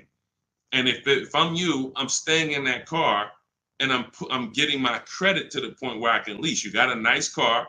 You have a solid car. You're going to switch that into a Kia. Your payment's going to go up, because if you go from that to a finance, another purchase, your payment's going to go up. You're going to have negative equity, and you're going to be no closer to leasing. So if you've never missed a payment, then you should be focused on getting your credit to about a 660, so that you can go. If you get to a 640 with a good payment history, you should be able to flip out of that Chevy Blazer into a brand new lease, and you can actually save money. Because if your payment has to be high. For a 2022 Chevy Blazer, you financed it, your payment has to be high. That's a $40,000 vehicle. So I'm guessing your payment is around like $700-800 a month. Depends on if you put money down, but you could be driving so much better car than that, or you could have a lower payment. So it's but you got to get your deal on the right foundation. Leasing is the foundation. Go ahead, Dolan. Leasing versus buying is the foundation. Most people are overpaying strict. It's not just they don't know how to make people bid. It's literally their deal is on the wrong foundation. They should be leasing, but they're purchasing. That's the problem. Negative equity all day long, high payments. They just always have them. What about with a low credit score? What is that? You're gonna have to. I need more info than that. I need more info than that. Like, relate that to your question. Are you trying to buy? Are you trying to lease? Like, what is? Give us a more detailed question, Santiago. Go ahead, Dolan.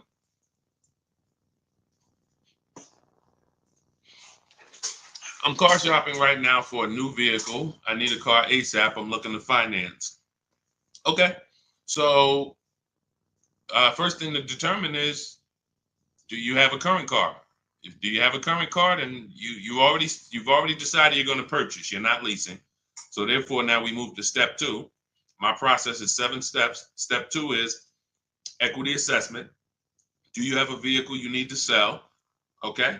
Now we're going to budget for. Are we going to budget for a new car or a pre-owned car? Can you afford both? That's the thing. Now, in my book, I have something called the perfect budget calculator. This is where we use the standard interest rates. We put our, preferred down payment in. It could be 0. Some people, you're like, Sean, I could put 3,000 down, but if I don't have to, I don't want to. That's what the perfect budget calculator does. You put in what you could put down comfortably. You put in what can you spend monthly comfortably. You put in what equity you have from your old car. You put that in, and then what it does is it tells you how much you could afford for a car. Could be 22,000, but you get multiple goals, because what you got to understand is, if I spend $400 a month for a 5-year loan, that's less money than if I spent $400 a month on a 6-year loan. So what we do, oftentimes, you can actually budget for a lower price vehicle simply by shopping for a vehicle with a 5-year loan instead of a 6. So yes, my budget might be $400 a month, but for how long? So the perfect budget calculator gives you multiple goals, because you got to decide, what can you afford? Can you get everything you want in a new car at your budget? You said I'm shopping for a new vehicle. Can you get everything you need in a new vehicle for your budget? If not, then you got to go pre-owned. And then now what you're doing is you're going to the market, and if let's say you're shopping for a new vehicle, because you said I'm shopping for a new vehicle, what we would do is we're separating the finance from the purchase of the car. See, because I could already tell by your statement, you're gonna go in mixing them. And what I need you to get is, you're giving dealers, anytime you buy a car from a dealer and you give them a loan, you get your loan from them, you've actually given them 2 transactions. You've given them 2 transactions. Buying a car from a dealership is one transaction. Getting a loan from a dealership is another different transaction. And you're never going to get the best deal doing that, because you're not bidding out the loan. What we do is we bid out everything. Every part of our car buying transaction, we're bidding it out. So we're bidding out, let's say you're searching for a new Honda Civic. Okay, there's 25 Honda dealers within 100 miles of me. I'm talking to all of them online. You use my way, you're doing it by email, copy and paste. You do it your way, you can call around, ask for the managers. But I want to find the Honda dealership that's going to sell me a Honda Civic that I want for the lowest price. Who's going to beat everybody? Now, once I find that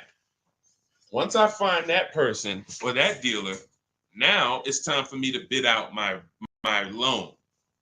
My loan gets bid out by me reserving my car with the dealership. Hey, Honda, you already got. See, when you do this, what you're going to get is you're going to get a buyer's order, and you're going to say to the dealer, okay, I'm going to go shop for my own financing, but if you could beat the rate, you can have the business. So sometimes where you're going wrong. Another way you're going wrong is you're not giving the dealer a chance to beat the rate you got. And that's losing you opportunity. And the more people bidding for your loan, the better. And I'm going to tell you how you could do it without affecting your credit negatively. So this is all what I call the bank bidding war. This is in my books, the bank bidding war blueprint, because like I said, we bid everything out. That's how we get these deals that we get, that you see people get. So the point is, we lock up our car, we go home, we have our banks bid, we have online credit unions bid, online banks bid.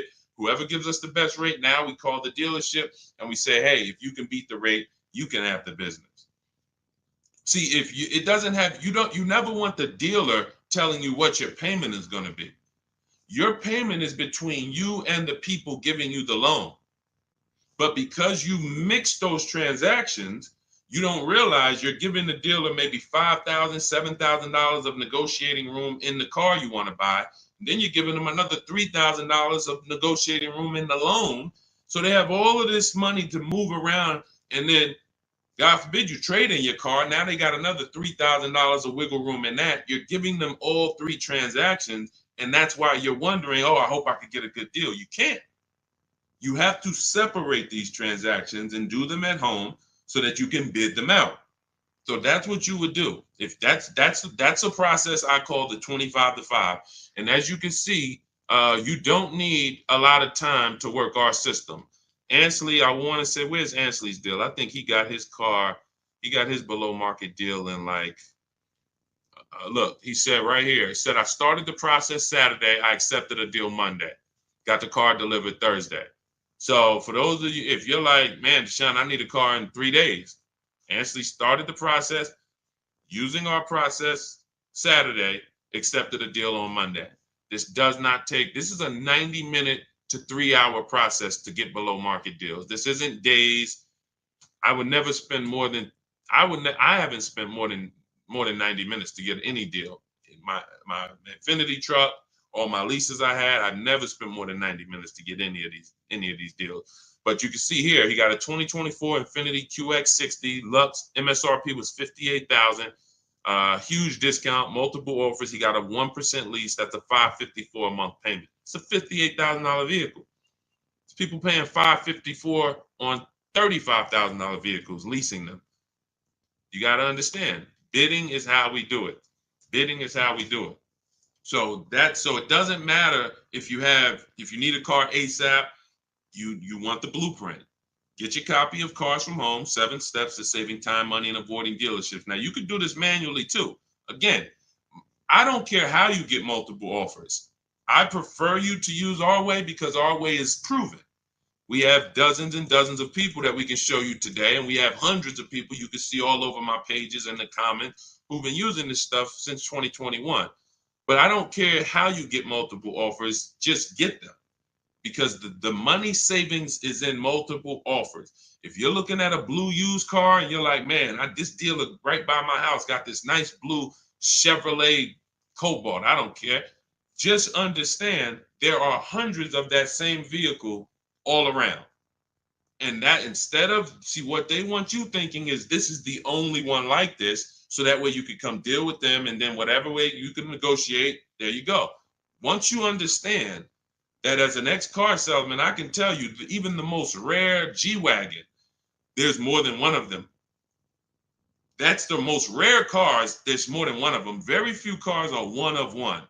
And these mainstream cars, Hondas, Fords, Toyotas, when you see them on dealers, Mercedes, there's hundreds of this same car. My job, your job, is to get offers from multiple dealers so that you find the dealer who's going to sell you the car the lowest.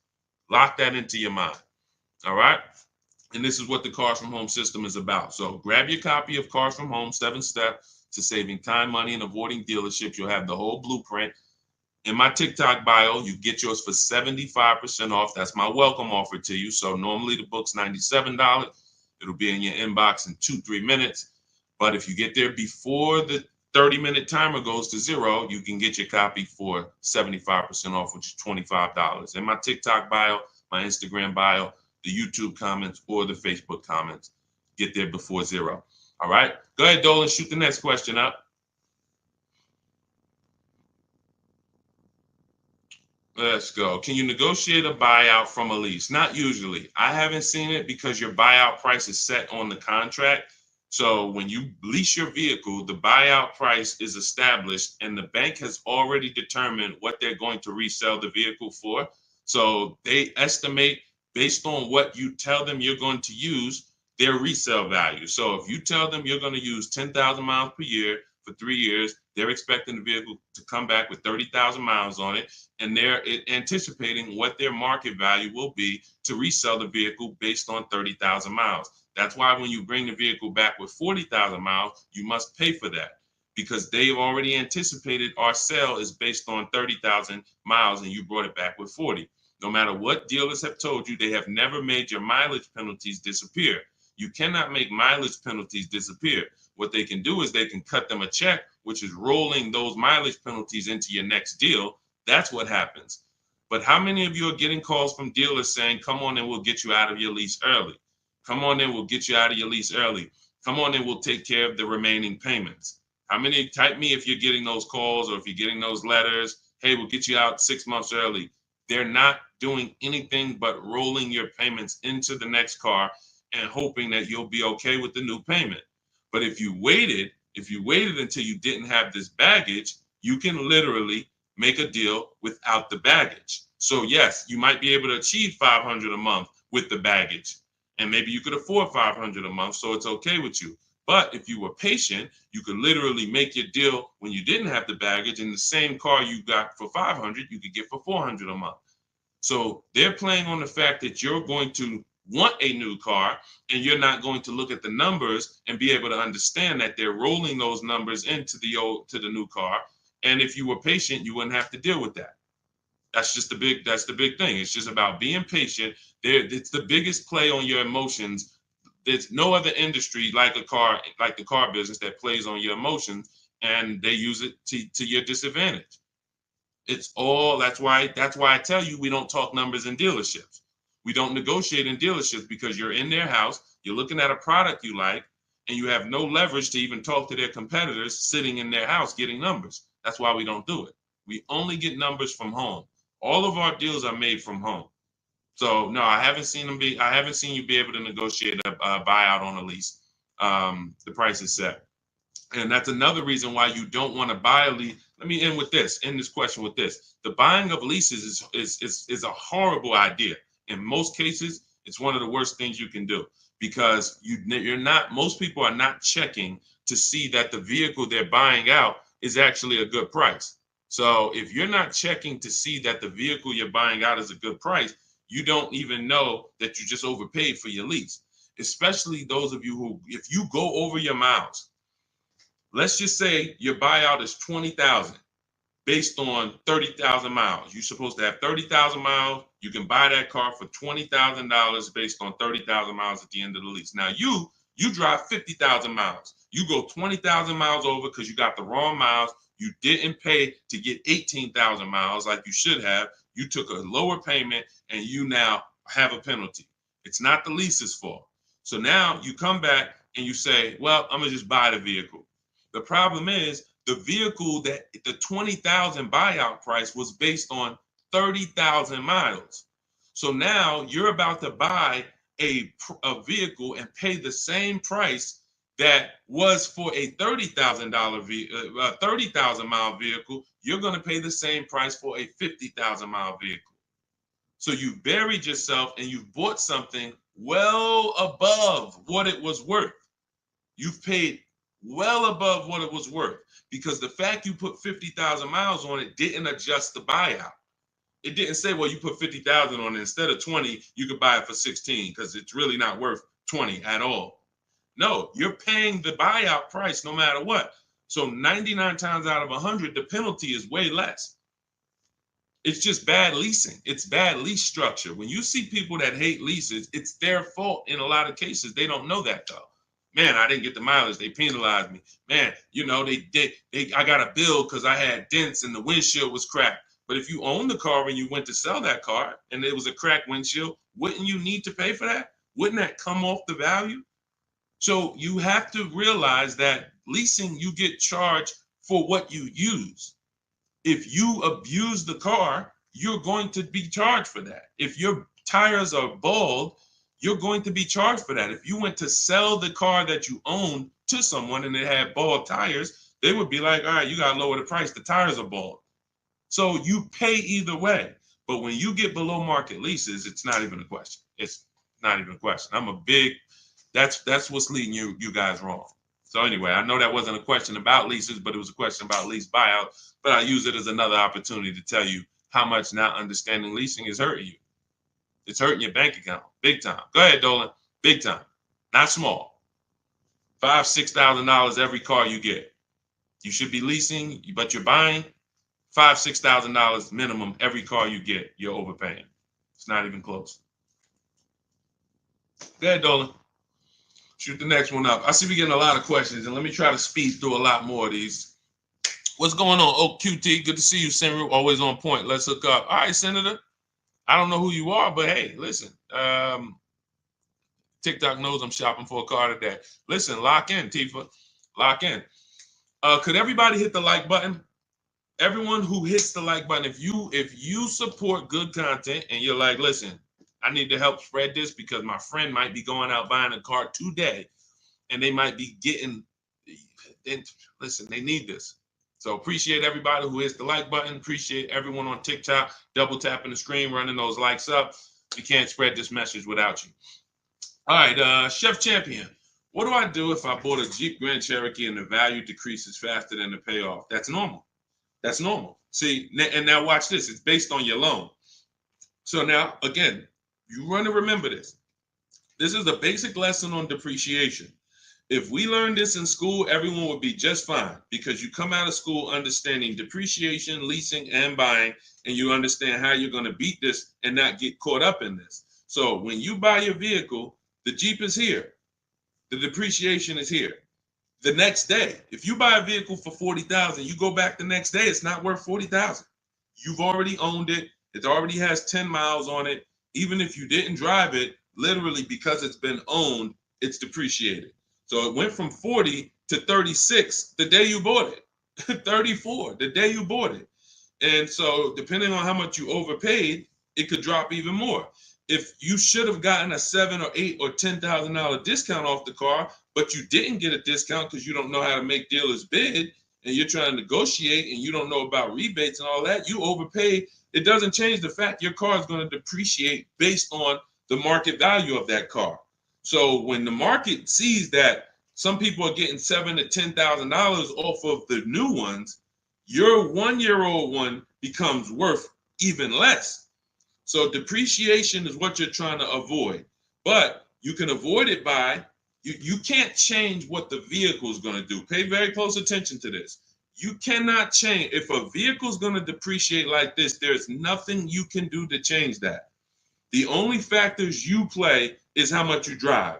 High mileage drivers, you're depreciating like this. Your slope is steep. You're putting 100,000 miles on cars in 4 years.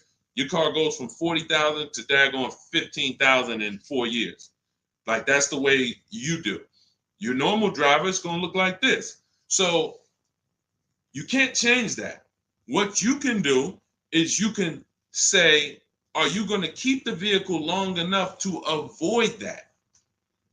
You're riding out the depreciation. Who has a vehicle in here that they've had outside their house right now? Right now. It's older than 8 years. I want you to type the number of years in the chat. Let me know how many years you've had the vehicle in your driveway. If it's more than 8, I want you to type 12 years, 11 years. If it's more than 8, I want you to type the number. Okay, I see you. The next 11 years. No, not 2, Kathy. It has to be more than 8. All right, 12 years. I see you. All right, I see you, Happy. 8 years. Raw Doggy, 18 years. Okay, TT, 18 and a half years. Charlie, 35 years. Okay, so when we look at this, this is how you beat depreciation. This is the goal. This is the goal of the purchase. You need to understand, Chef, that that's the goal of the purchase. See, they're not thinking when their Jeep Grand Cherokee value decreases after 2 years or 3 years. They're not thinking that way. They're long-term. See, short-term people who don't lease are the ones that are concerned about depreciation. Pay close attention, because you're getting this, the mindset of why not understanding leasing is super expensive. Because when you're them, you're not concerned with depreciation. TT's not concerned. She's had a vehicle 8.5 years, 35 years, like 18 years raw dog he's had. That vehicle, he's gotten the value out of it. And the more you keep the vehicle, the more value you get out of it. But if you're short term and you're looking to swap that vehicle out and go get another one, you are heavily concerned with depreciation, heavily. And the solution is you should be leasing. Let me show you someone who has a Jeep Grand Cherokee. Let me show you. Do I have Raphael? Where's she at? I don't even know if I have Raphael's deal, but I want to pull it in, because this was her second deal using our bidding system. Here we go. Now look at Raphael. So now she gets a 2024 Jeep Grand Cherokee, $45,000 MSRP, $46,000 MSRP, $549 a month. $549 a month. Look, 3 weeks. $549. So now when you look, I'm not even going to show you Zafrina's deal. She got a $65,000 electric Jeep, $579 a month. So when you compare what it costs them to drive these trucks, brand new, no money down, they literally give them $579, drive off. Raphael gave them $549, drove off in her truck. That's different than you buying this whole Jeep Grand Cherokee. Same price vehicles they're buying, call it close to $50,000. No money down, you're leaving out at $900 a month, $1,000 a month. You might put 10 grand down, or you might throw your trade in there as a down payment to get to $800 a month. But you're not getting to a $600 payment on a Jeep Grand Cherokee buying it. Maybe you bought a 3-year-old one and you might be paying the same payment as they're paying. But think about this. Why would I pay the same payment? Because some of you are like, oh man, Deshone, I buy used cars. Is that better than leasing? Not if you're a short-term person. Because what you're doing is, you take somebody like Raphael, she's pulling up $549 a month, brand new $50,000 Jeep Grand Cherokee, $46,000 Jeep, what's the MSRP? $46,000 Jeep Grand Cherokee Limited. Now you got that same vehicle, but you bought it used. So instead of $46,000, you found one for, let's say 20. Let's say instead of 46, you got a nice one, 28,000. 28,000. Let's round it up with taxes. Be generous. Let's just say 30,000 with taxes. What's the car payment on that, people? What is the car payment on a vehicle that is $30,000? Type into the chat. Some of you know, based on our $5,000 rule, what's the car payment on a vehicle for $30,000? Thank you, Happy. $600. Thank you. I love, man, my people on point, man. I'm proud of you. I'm proud of the people that's on point, locked in. I know y'all. I don't have to worry about y'all. So $600 a month. Now look at this. That's if we found a used one at a great price, 20-something thousand, high 20s with taxes. We at 30. So we're leaving out the dealership paying $600 a month for a used vehicle, 3 or 4 years old, 1 year warranty left, or potentially no warranty after a year. So versus someone who's driving a brand new $65,000 Jeep Grand Cherokee electric, $579 a month, or like Raphael, who's driving her limited for $549 a month. She's pulling up next to you in the same vehicle, but the new version, you're paying more than her.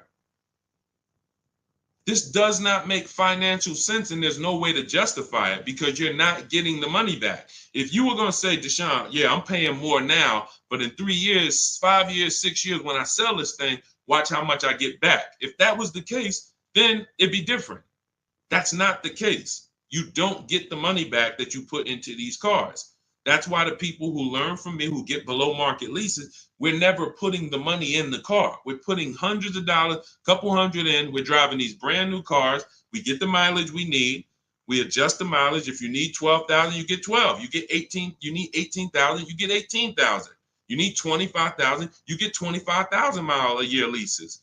But you don't buy these cars, tie up all this money, not get it back when you trade them in, and then go and do it over and over again and just stay in this depreciation cycle. Just stay in this depreciation cycle all the time. You're living in this depreciation cycle.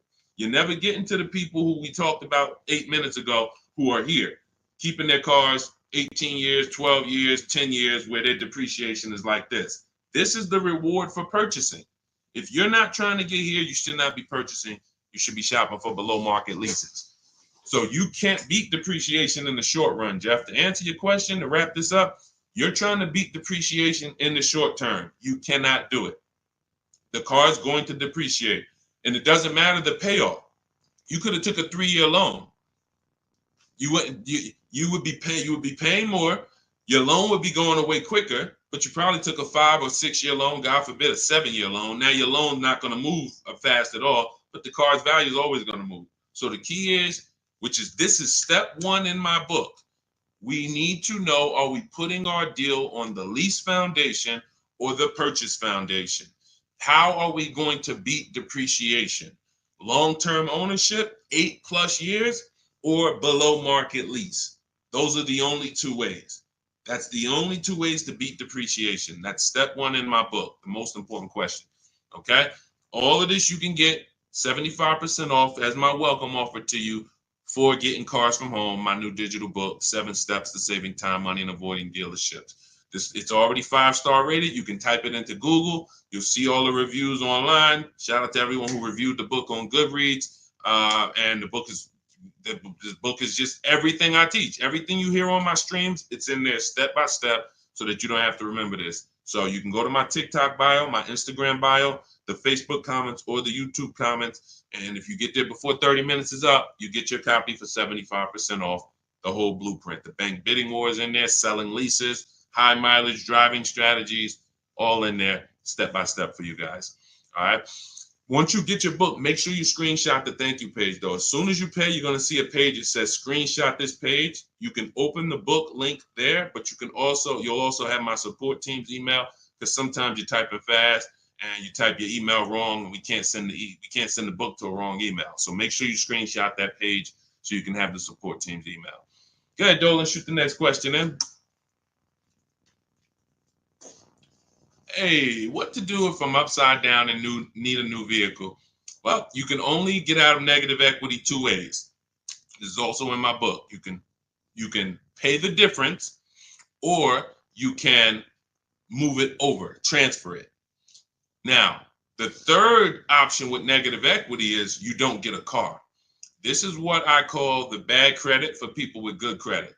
Negative equity is the bad credit for people with good credit, because when I was in the dealership, some of you know I worked for Mercedes for 5 years, General Motors 5 years. The only people who couldn't get a car who had great credit was people with too much negative equity.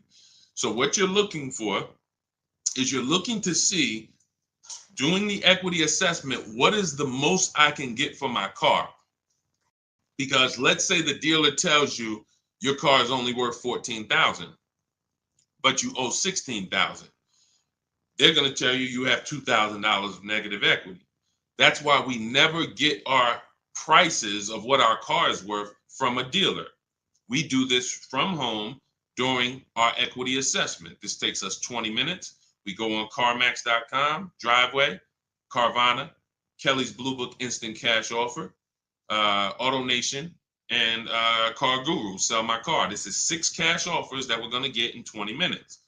So now these are the most competitive offers we're going to get, and that's going to tell us the least amount of negative equity that we would have.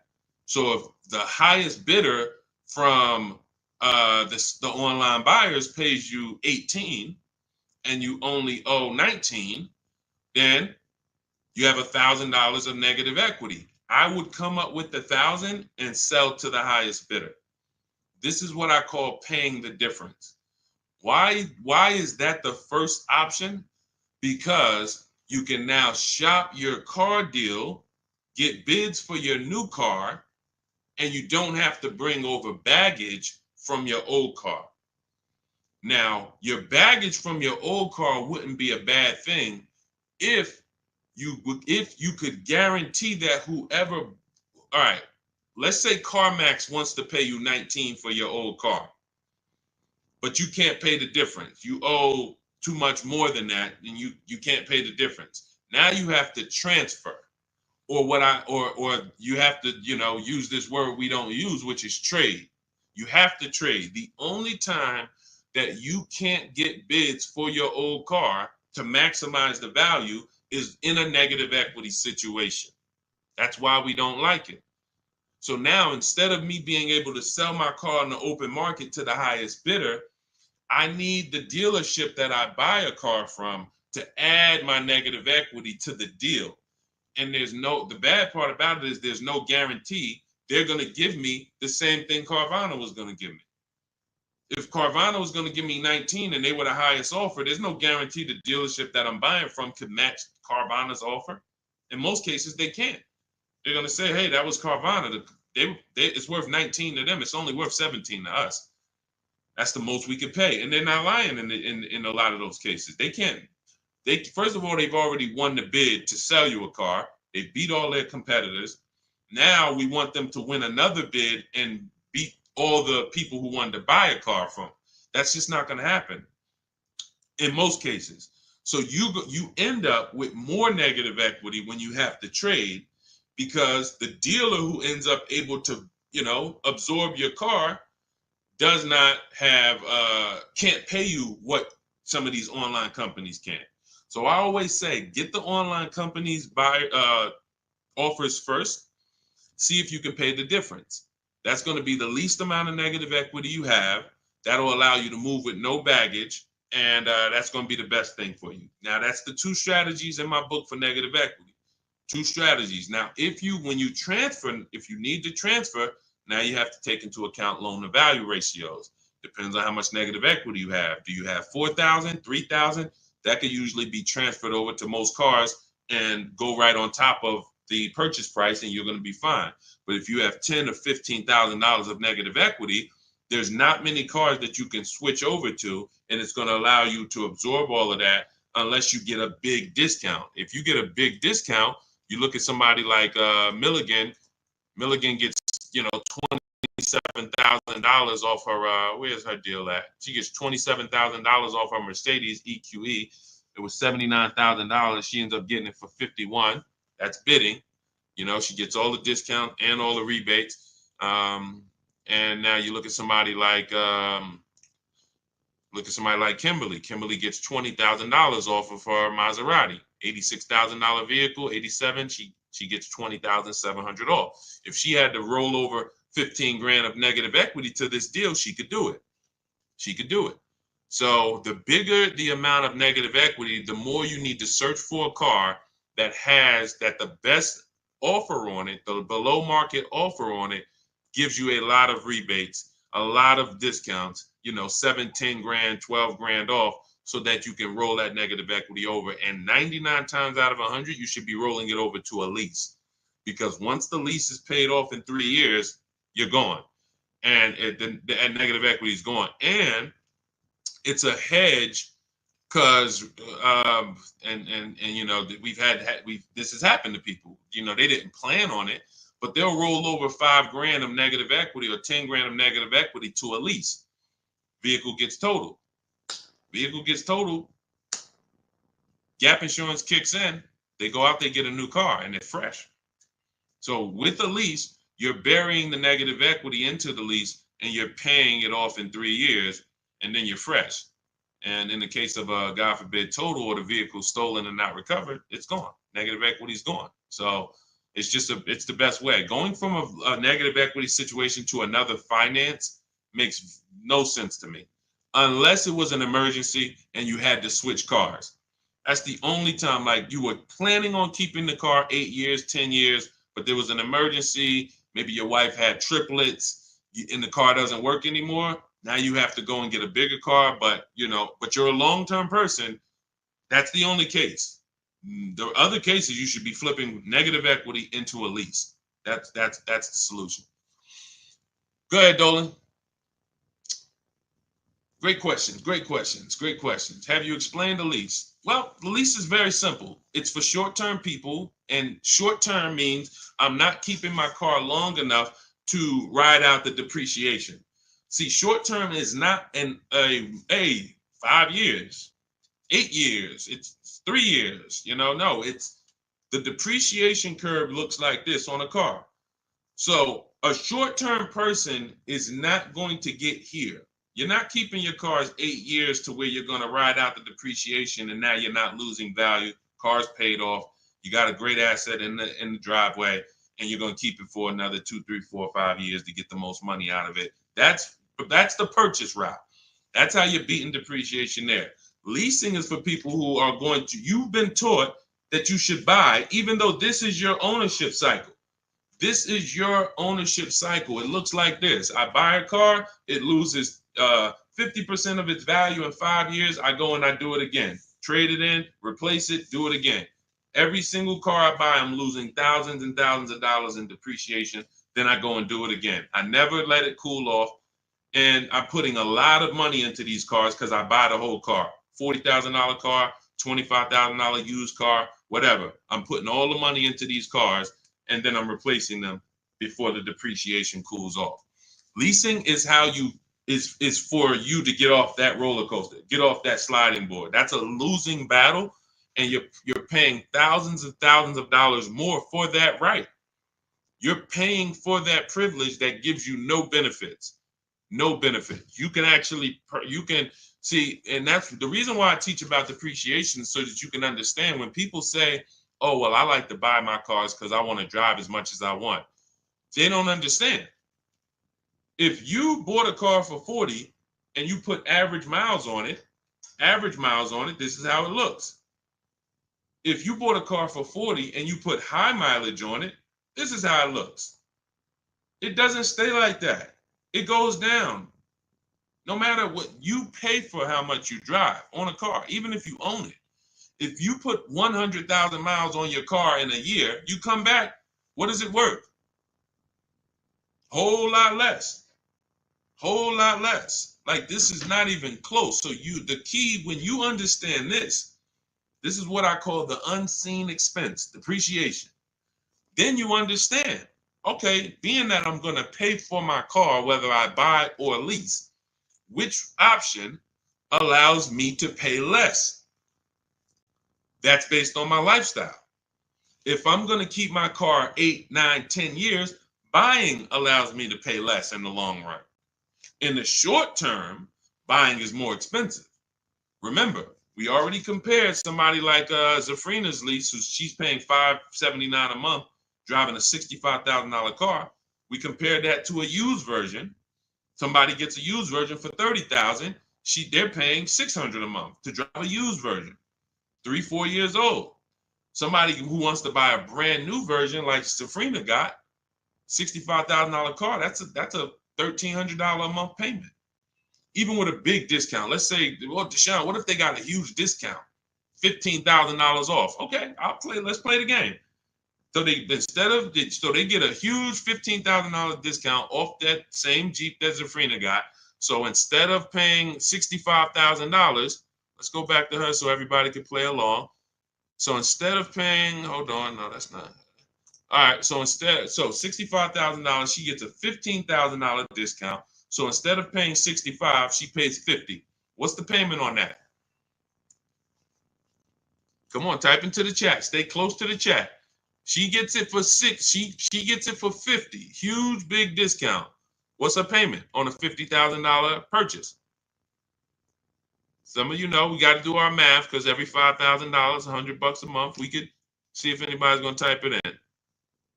What would her payment be? Once in a lifetime, huge discount, $15,000 off. $1,000. $1,000. $1,000. So let's compare these three so that we can understand that this is not even close. You have Zafrina, who's driving a $65,000 vehicle for $579 a month. She's leasing it, 12,000 miles per year. If we compared a used version of this vehicle that we basically took half price. Basically took half price. Let's say she's magically found a great used vehicle with good mileage and magically found it for half price. We already know that ain't gonna happen. And y'all know why I'm doing this. You can see, dag, if we're being extra conservative and these numbers are still nowhere close, imagine how much you're really losing by not understanding this. If we use real numbers, if we use like more accurate numbers, you're not getting a $15,000 discount. You're not getting a half price discount on a used one. You might get it for like 40. So that's 40,000, that's an $800 a month payment. 30,000, $600 a month payment. Brand new one with a big discount, $1,000 a month payment. None of these are close to what Zafrina's paying at $579 for what she's getting. Driving a brand new vehicle, not tying up her money, driving a brand new vehicle. No, so that's what I'm saying. The reason why leasing versus buying is step one in my book is because if you buy, but you should have leased, you cannot get a great deal anymore. You cannot. That's why you're like, you may write me and be like, Deshone, man, I figured out I shouldn't be buying anymore. Should I stay in this car? Or should I switch to a lease now? There's no benefit in you staying in it. If you can swap from a finance to a lease or from a purchase to a lease right now, you should be doing that right now. There's no benefit to staying in a finance if you're not keeping the car long enough to get here. You're just delaying the inevitable, putting more money into the car, driving less car than you could be driving for the money you're paying. There's no benefits there. No benefits there. So that's it. Everything we're talking about is in my new digital book, Cars from Home, 7 Steps to Saving Time, Money, and Avoiding Dealerships. Our entire process is called Cars from Home. 90% of what we do to get these below market deals is at home with a computer. So you don't need to be a great negotiator to get these prices that you're seeing people pay. You do need to have the blueprint, and Cars from Home, my new digital book, is the blueprint, and you can get a copy for 75% off. It's normally $97, and it's worth every penny of $97, but $24 is better. If you can get to my bio before the 30-minute timer goes to 0, you can get your copy for 75% off, which is $24, and you'll have everything we're talking about, everything we haven't had time to talk about so far: leasing, buying, below market deals, purchases, the bank bidding war, where we have banks and credit unions bidding. All of this is laid out for you step by step in the book. So grab your copy in my TikTok bio, my Instagram bio, the YouTube comments, or the Facebook comments. Get there before 30 minutes is up. Okay, go ahead, Dolan, shoot the next question in. Body envy sculpting. What if you drive a lot of miles with a lease? That's very simple. You're still depreciating your vehicle whether you buy or lease. So let's just say you are driving 30,000 miles per year, but you're buying. You're destroying the value of your car. So you're paying for that. If you were going to sell a car today and it was 30, it had, let's say it's a used car, it has 40,000 miles on it. You go out this year and you drive another 30,000 miles. When you come back, you just, whatever you were going to sell the car for with 40,000 miles, forget it. Like, you put another 30,000 miles in 1 year, your value just dropped tremendously. High mileage drivers, you are getting killed the worst with depreciation, because you get these deals and you structure these deals like you're not a high mileage driver. That's why when I was at the dealership, some of you know I've spent 14 years in dealerships, 4 years in my own brokerage, 5 years in Mercedes, 5 with General Motors. So when I was in the dealership, people would come in, and especially when Uber first started, and they would have like a 5-year-old Honda, but it had 250,000 miles on it. And that wouldn't be a problem, except they still owed like 12 grand on it. That's the problem. So it's not that you're structuring your loan in a way where you drive The only way for you to not have big negative equity every deal, 10 to 15,000 or more, is you would have to be putting that money down. You would have to be making large down payments to stay out of negative equity, being a high mileage short-term driver who's trying to replace their cars in 3-4 years, because it's inevitable. And then um, you'd have to take a shorter loan. That's people's solution for high mileage drivers. You should either put more money down so you can avoid negative equity, or you should take a shorter loan. So instead of a 6-year loan, you should take a 4-year loan. Now, if you're just doing this mileage based on your normal life, business, your profession, then you should be leasing. If you could predict the mileage, if you can predict the mileage, then you should be leasing. And I'm gonna tell you where I learned this. I learned this from a customer when I was a manager at Hyundai. I was a manager at Hyundai for 6 weeks. Dealership was not for me, but 6 weeks I was there and I learned something very valuable. I was helping a guy return his lease. He had a Hyundai Sonata, and I looked at the mileage because we have to get the mileage at the end of the lease. It's 72,000 miles.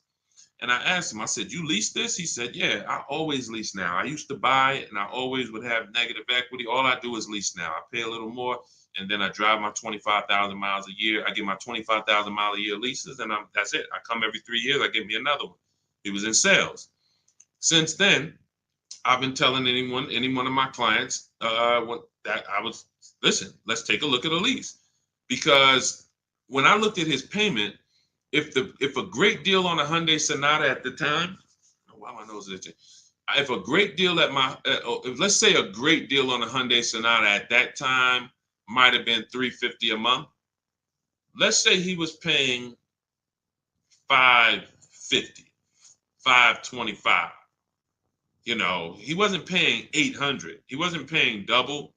He was literally paying like $175 more per month to drive 25,000 miles a year. Huge, huge benefit.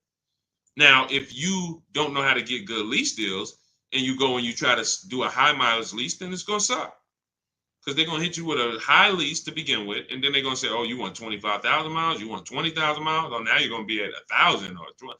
But if you do what Jen did, Jen she uses our system. She gets her bids for a Honda CRV hybrid, very popular vehicle, has been for the last 3 years. She gets a $39,000 vehicle, $512 a month, no money down. That's a 1.3% lease. And then she adjusted it from 12,000 miles to 18,000 miles. Payment went from $512 to $563. Look. And then after that, she put money down because she wanted to lower her payment. See, we always talk about when you put money down, you have to lower it. You always have a good deal, a great deal, before you put money down. Money down is just to lower your payment on an already great deal. You can't buy your way to a great deal. You can't. So she had a 1.3% lease, and then she bumps it up to $563 a month. See, so some people who didn't understand lease structure, knowing they needed 18,000 miles per year like Jen, they would take the 12.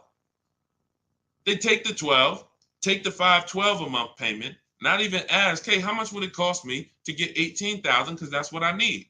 She pays $45 more per month. She drives 18,000. She could bring that vehicle back with 60,000 miles on it in 3 years, and she could do it again and get another one.